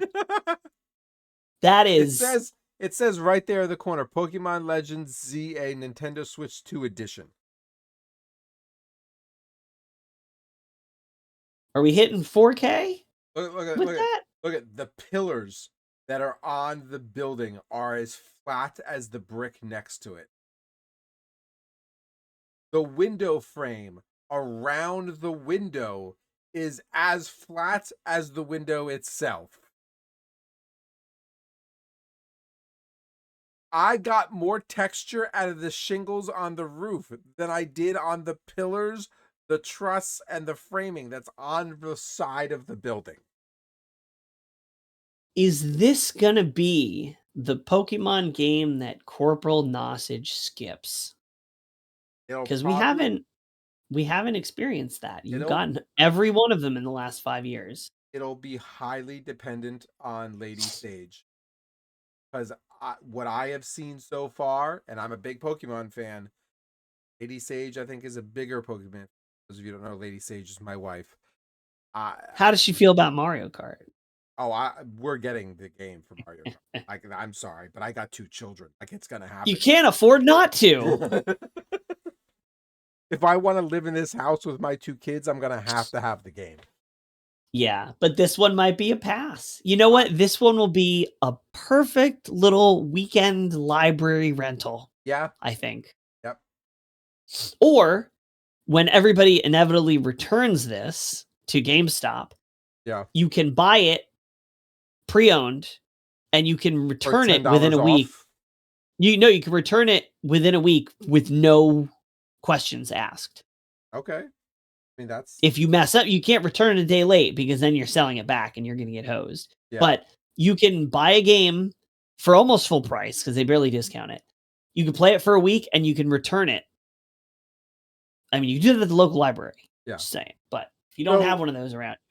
We've already talked about Donkey Kong Bonanza, but Not really. Hold on. Yes, we did. We said how it was an open world, smashing, great thing, great graphics. It looks awesome. He's back. The destructible environments, though. What's that about? You can dig tunnels. Yeah. You can just dig a tunnel. This is a big old boy digging a tunnel. I did see some extra footage of somebody playing. And I think it's just like early on in the game to like highlight what you can do and how to think about things. So it's a gate, and then there's a conveyor belt with dirt going under the gate, and the gate has like a little bit of like a raised thing. Okay. So you can't fit under it, but the dirt is going under. What you can do is you can get on the conveyor belt and you can smash the dirt and then ride under it. Or you can go, because you're in like a cave, you can just go to where the end of the gate is and smash the rock and tunnel around the gate and get to the other side. That's kind of cool. So I think there's... Why is Donkey Kong wearing overalls and jeans? Why not? Because they got to sell some merchandise with him with clothes on. I'm just imagining Nick Yeti wearing nothing but that outfit. Oh, I'm pretty sure I've seen Nick Yeti wearing nothing but that. Probably a little less, to be honest. But I think the destructible environment mechanic is going to make for some interesting platforming and puzzling, and it's going to give it some of its own original flavor. Which is what we haven't had a Donkey Kong game in 3D since 64, Yeah. right? Yeah. That's crazy. You boys getting represented. And it's $70. I never thought I would be happy about. Now I know the PSYOP has worked because I'm excited when a game is $70 for Nintendo. That's messed up. That's a trauma response right there. All right, so I've got a couple things that are on here on we're going through this game list, right?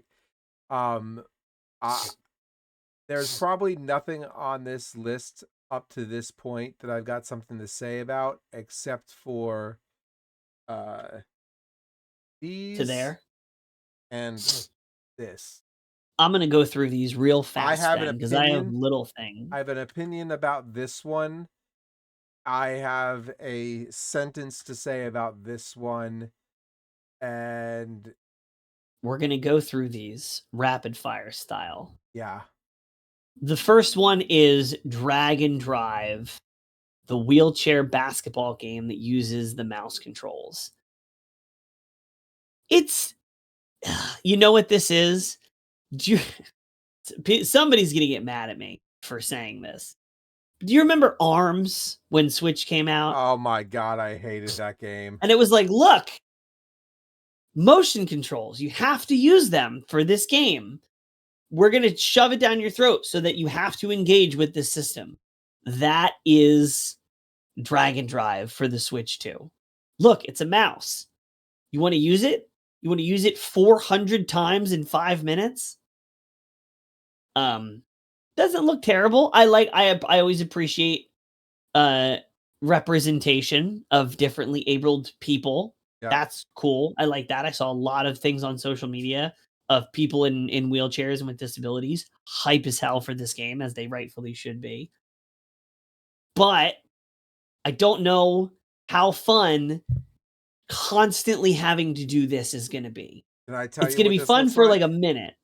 What does it look like? I don't know if you remember, but when the Xbox was first made, you could go to McDonald's and you could get 3 different games they offered as a part of a Happy Meal. And which Happy Meal you got, depending on which game you got. And they were some of the cheapest. And one of them was like you in a plastic ball, had to roll around to get through a maze. Another one was like a really cheap racer, and another one was a really cheap shooter. And this would fit right in. Yeah, really would. Yeah, and I feel bad because I agree, representation or diversity options, but this looks like it's supposed to be Rocket League in wheelchairs. Yeah. I mean, that's all. I think that's all we have to say about it. I feel bad for it. I feel bad criticizing this game. Yes, I feel dirty. I'm uncomfortable. Okay, Elden Ring. Elden Ring's coming to the Switch. I think that is a great thing that the Switch can handle Elden Ring. That's all I got to say. I think you're going to make a whole new generation of Zoomers rage quit and smash their $450 system. So, Hades 2. Hot damn, did this game look good? It is good. I have it. It's in early access. I haven't played it yet, so it's a spicy little treat. It's good. It's juicy. I'm trying. So I sort of played it almost. Well, no, that's not true. No, I have a lot to play, but I don't want to invest too much into it and then have to wait and then get like another bite and have to wait. And I want to wait until the whole series is played out and I want to binge it. That's what I want. I like the fact that I have it in early access and I can tool around with it, but I don't want to burn through it too quickly. The bigger thing is that if this is getting announced for the Switch 2, that means that it's going to launch in full on the Switch 2. It's not going to launch, Yes. and they're not going to sell a physical game cartridge and it's early access. No, this is like full release. So that's exciting. Street Fighter 6, I was very surprised to see. And yet again, my first reaction is surprise and delight. My second reaction is, oh, good Lord, I do not want to play kids playing on their Switch 2 on Wi-Fi in Street Fighter 6. I am terrified of that latency. Yeah. That sounds bad. I'm going to let you go through these next two. I'm going to use the restroom real quick. You caught me. All right, hold on. Demia Ex Machina. It's a game that's coming out for this. What I gotta say about that? Split Fiction. Okay, well, Demia Ex Machina being a Gundam game, sure, it might look in outer new breed human being able to support the aftermath. Like, it's the cockpit Arsenal game. Arsenal games are fun. I'm not paying $70 for this game.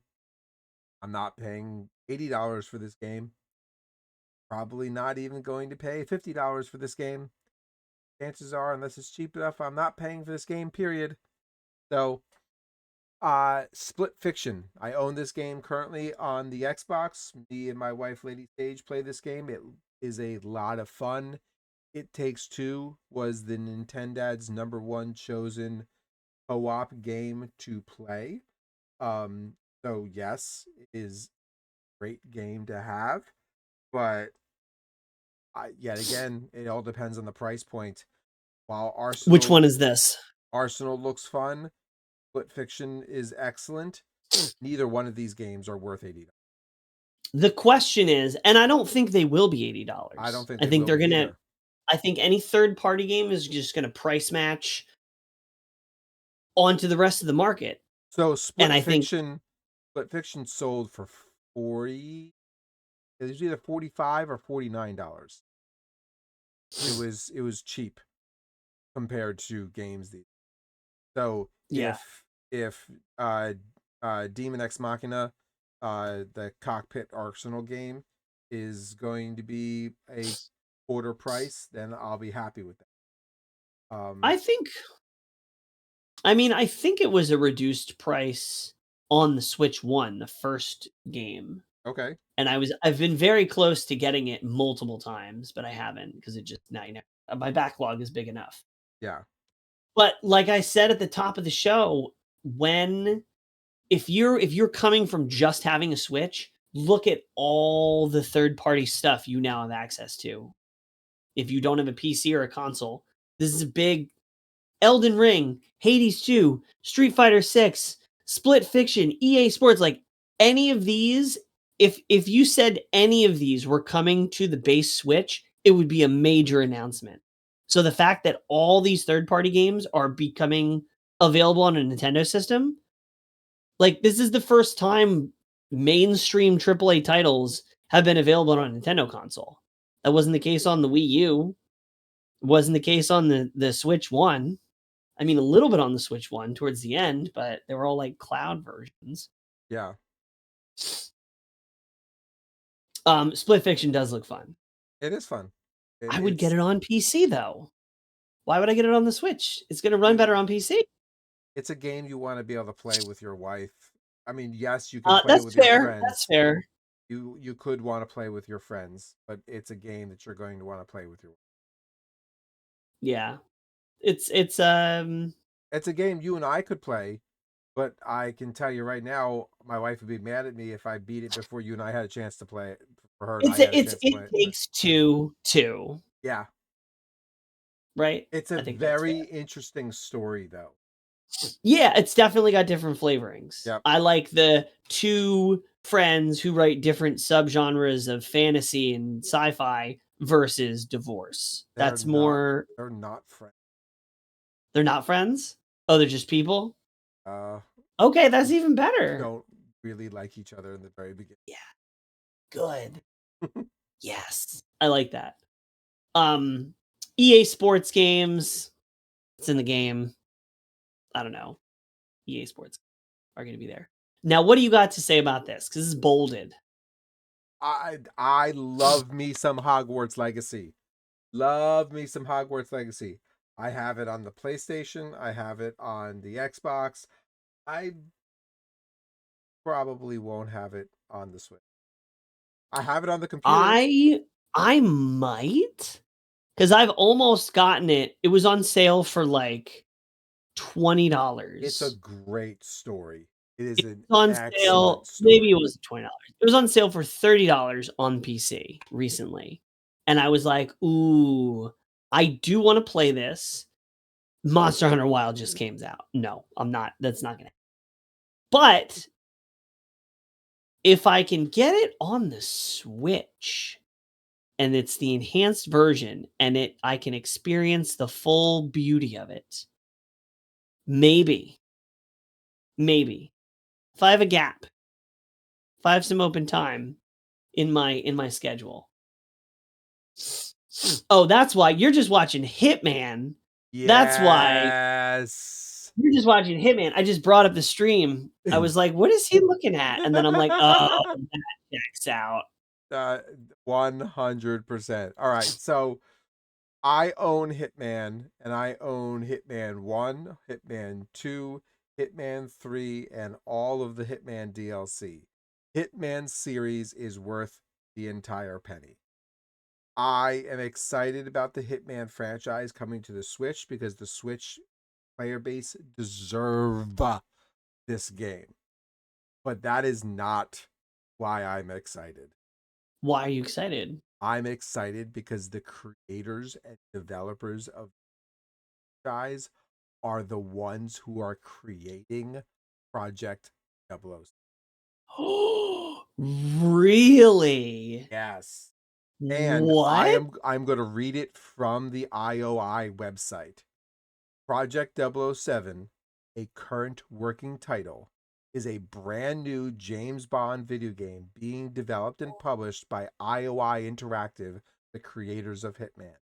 Featuring a whole original Bond story, players will step into the shoes of the world's favorite secret agent and earn infinite status in the very first Bond origin story. IOI Interactive What? is currently recruiting elite talent around the world to join the team that will help build this exciting and unique title. Which means to me that they haven't even built the game. They're looking to hire people to help them create the game. So this game is so far off. It's still in like early like planning stages.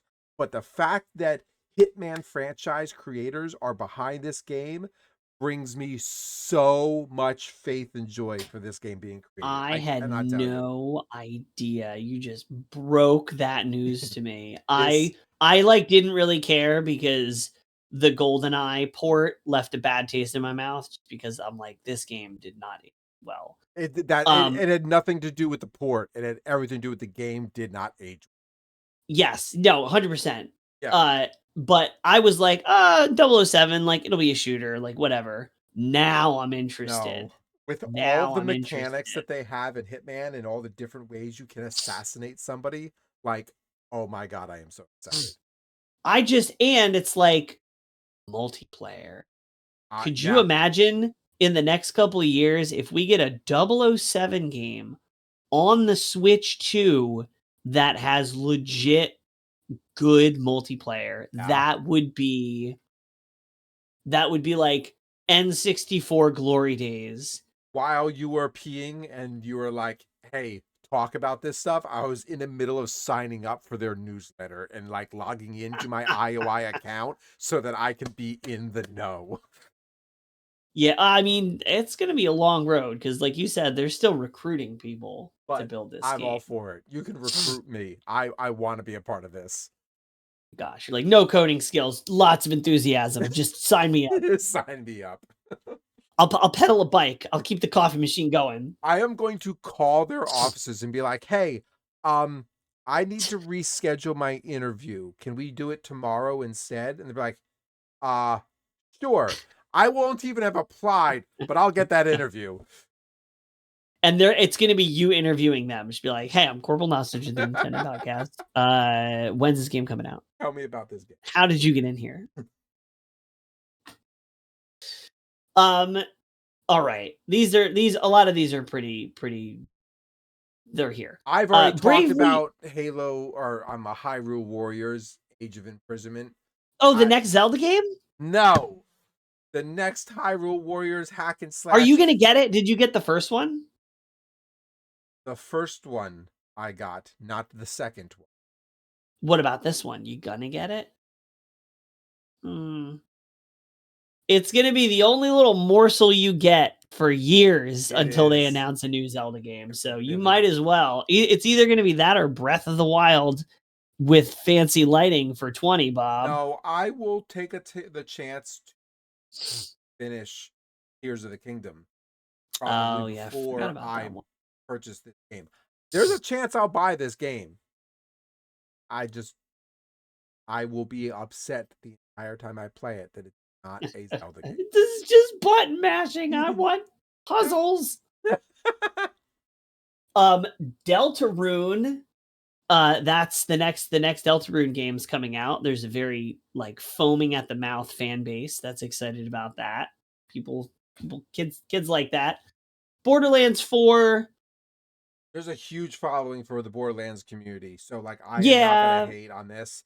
And the shooting and the art style and the quirky story that they build into Borderlands deserves all of its love. I'm just not in. Yeah, I like Tiny Tina's. I want to play through Tiny Tina's again sometime. Yeah. Because I had a lot of fun with that game. Yeah, me too. That was really good. When's that coming to the Switch? Where is it? Actually, I think it's on the Switch. Switch 2, though. Civ 7. This is good because people like Civ, and the Civ 7 on the Switch runs like a potato in a blender. It's not pretty. Yeah. So Civ 7, especially probably being able to use the Joy-Con as a mouse, Civ 7, that's good eats. I think that's a very good title. Enter the Gungeon 2. That's kind of cool. I saw that. They adopted a little bit of a newer art style. That's a very famous roguelike, so I think people will like that. Ladies and gentlemen, Cyberpunk 2077 is coming to the Switch too. That's huge. But I heard it's going to run like garbage. I heard it's going to run at 40 frames per second. And that is a crime for that game specifically. I have no problem with certain games running at 30 or 40 frames. But Cyberpunk, if your first experience of Night City is at 40 frames per second, that hurts my soul. That's not fair to have that game. I mean, I am not a frames per second kind of guy. I will take 40 frames per second all day long. I don't, like I said, graphics to me is not the thing that I need. And I understand frames per second is performance. It's not really I don't care. But Cyberpunk 77 deserves at least an Xbox touch to it. This is the one time I will concede that if you were going to get this game, you should get it for Xbox. 100%. When are you going to play? I've been trying to get you to play this game for years. When it falls in my lap at $20. It is on sale for 50% off, like half the time. Yeah. And at none of those times is a time when I've gotten paid. It is one of my favorite games to have come out in the last 10 years. And it is like the only single player game that I really care about. This is also a game that I'd have to put time into, and I don't know if I'm willing to put time into it. It deserves to be sat down and enjoyed. Like if you can't really dive in and make this your main game for a couple of weeks, just wait until you can do that, because it's so good. I mean, I know a lot of people who go out of their way to get pregnant so that they can have the maternity even just have the time off. This sounds like one of those situations. Yeah. Yes. You should pretend to get pregnant. I will just say this. All of the like role playing things of like D&D that you like, like, oh, I'm going to increase my dex and my stealth so I can do these things. That is 100% the system that this game is based on. Oh yeah. Yeah, it definitely You're trying to do a mission and you need to either sneak in, break in, fight in, hack in, and you can do all of those different things depending on your stat block. Yeah. If you have really good dexterity, you could probably sneak in or climb on the roof. If you have brute strength, you need to fight or break through the door. And the whole game is like 5-dimensional with how many different things you can do based on how you've built your character. Definitely. This is a desperate ploy to try and get you to play this game at some point. Final Fantasy VII Remake Intergrade. So not the one that just came out. Not the fancy new one. No, this is the one that came out for PS4. Okay, so it's Many just years the ago? original Final Fantasy VII game with like some tiny graphic in it. No, this is the remake. This is the first game in the whole- remake. Oh, okay. So remake Final Fantasy VII Remake. It's misleading if you're not if you haven't followed it. Final Fantasy VII Remake is entire new combat system. It is a new AAA title that remakes the story of Final Fantasy VII while you are in Midgar, and that's it. Oh. It is a full game that you can sink 150 hours into that only covers the story of the original game before you leave Midgar. The end of that game is you walking out of the gates. But that's not how the CD ends. No, but that's how this ends. Okay. Final Fantasy VII Rebirth is the next chapter that starts when you leave Midgar and you now have the open world to explore. Okay. That is the one that just came out. Okay. There is going to be one more. They've said it's going to be a 3-game thing, or maybe it's 4 games.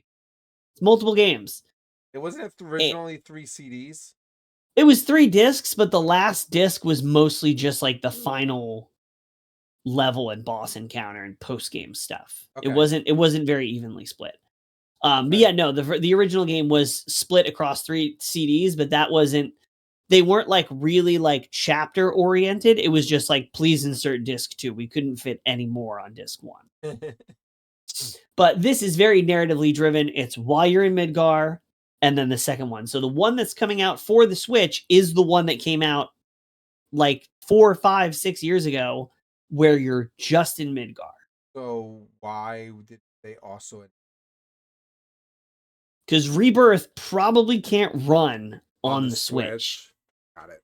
I was tempted. There was about 2.5 weeks between when Rebirth came out on PC and when Monster Hunter Wilds came out. And I really thought about it. And then I looked, and my computer did not meet the specs for Rebirth.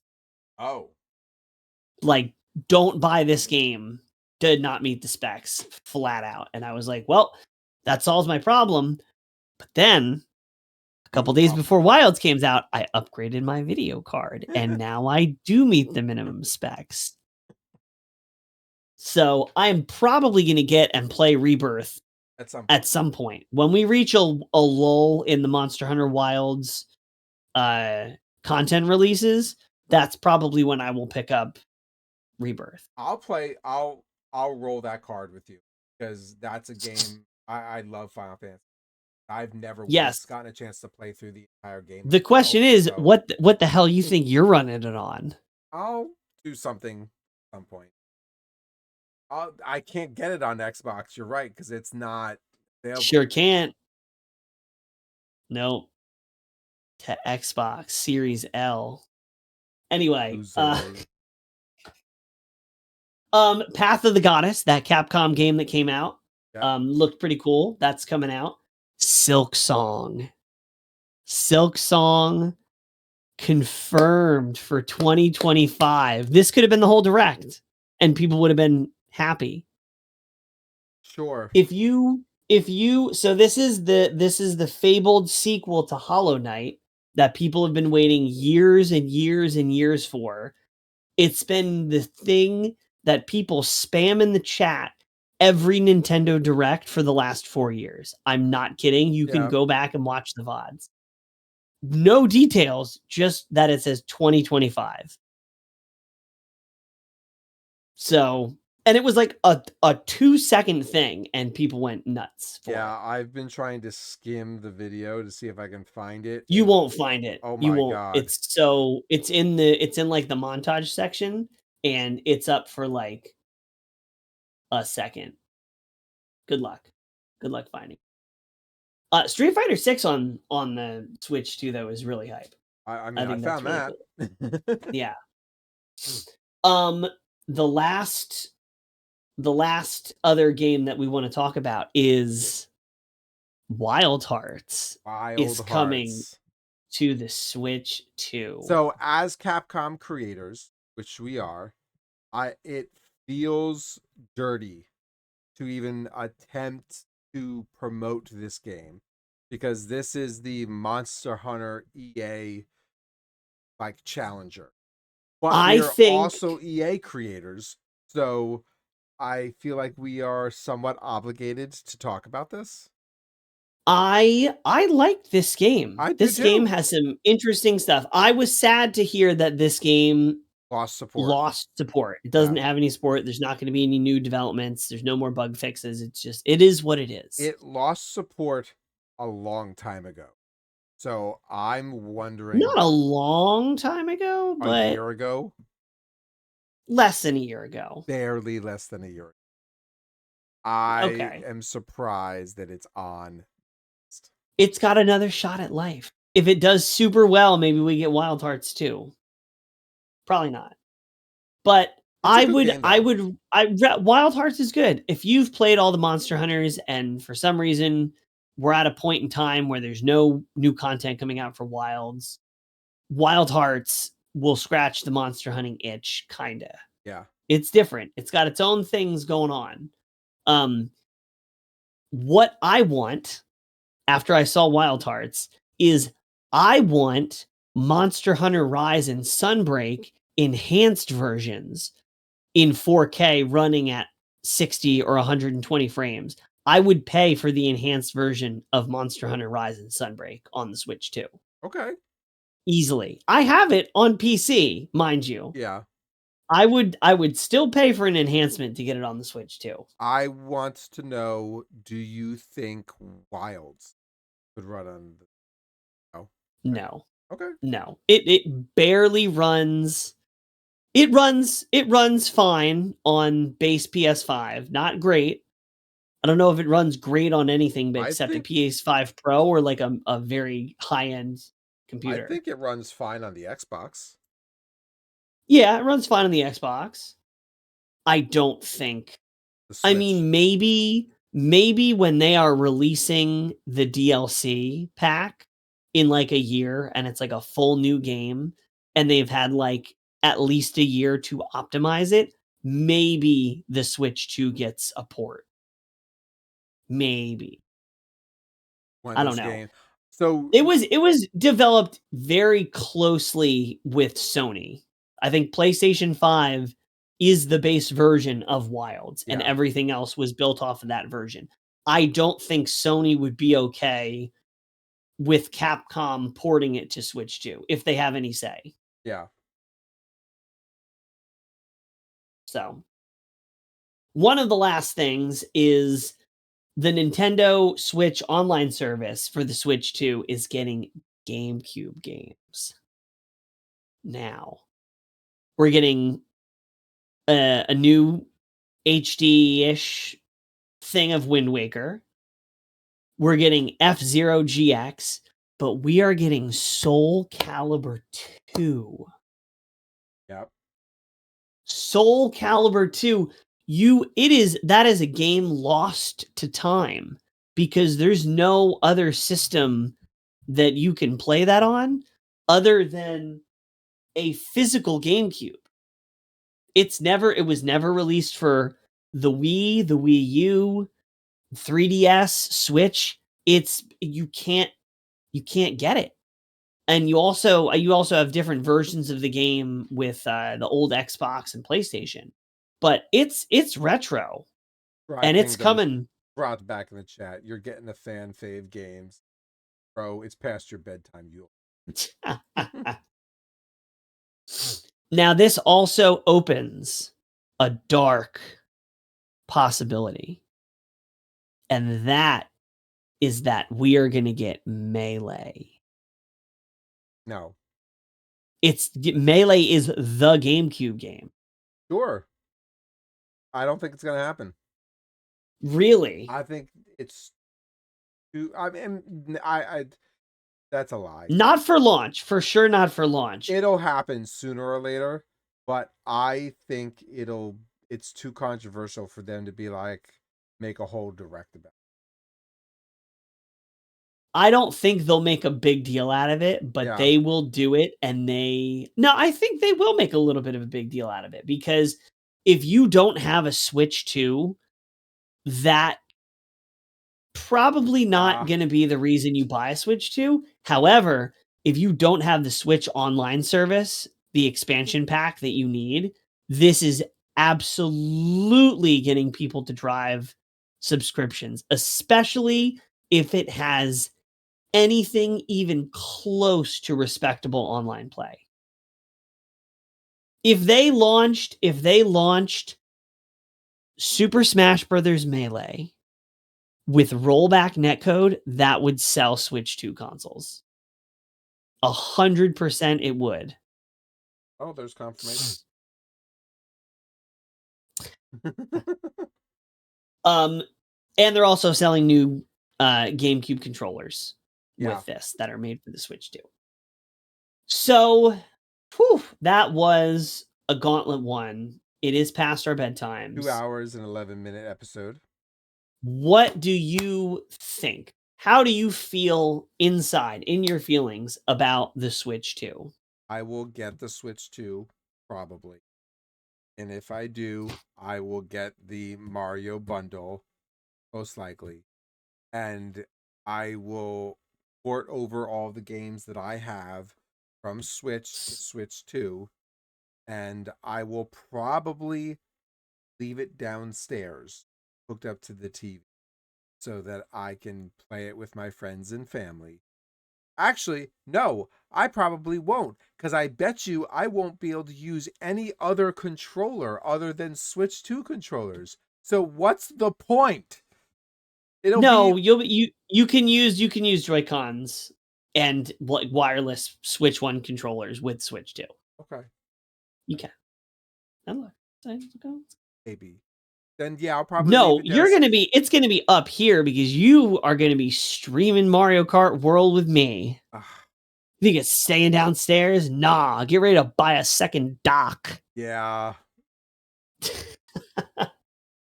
That's a shit. You better, or you can just have one of them floating docks like you did as a kid. I'm gonna have to have a Switch, my OLED Switch dock, my original Switch dock, and the Switch 2 dock, and I'm just gonna have to keep changing the HDMI wire each time I want to switch to a new console. You know what we call that? What? It's called the Nintendo Marina, with all those docks.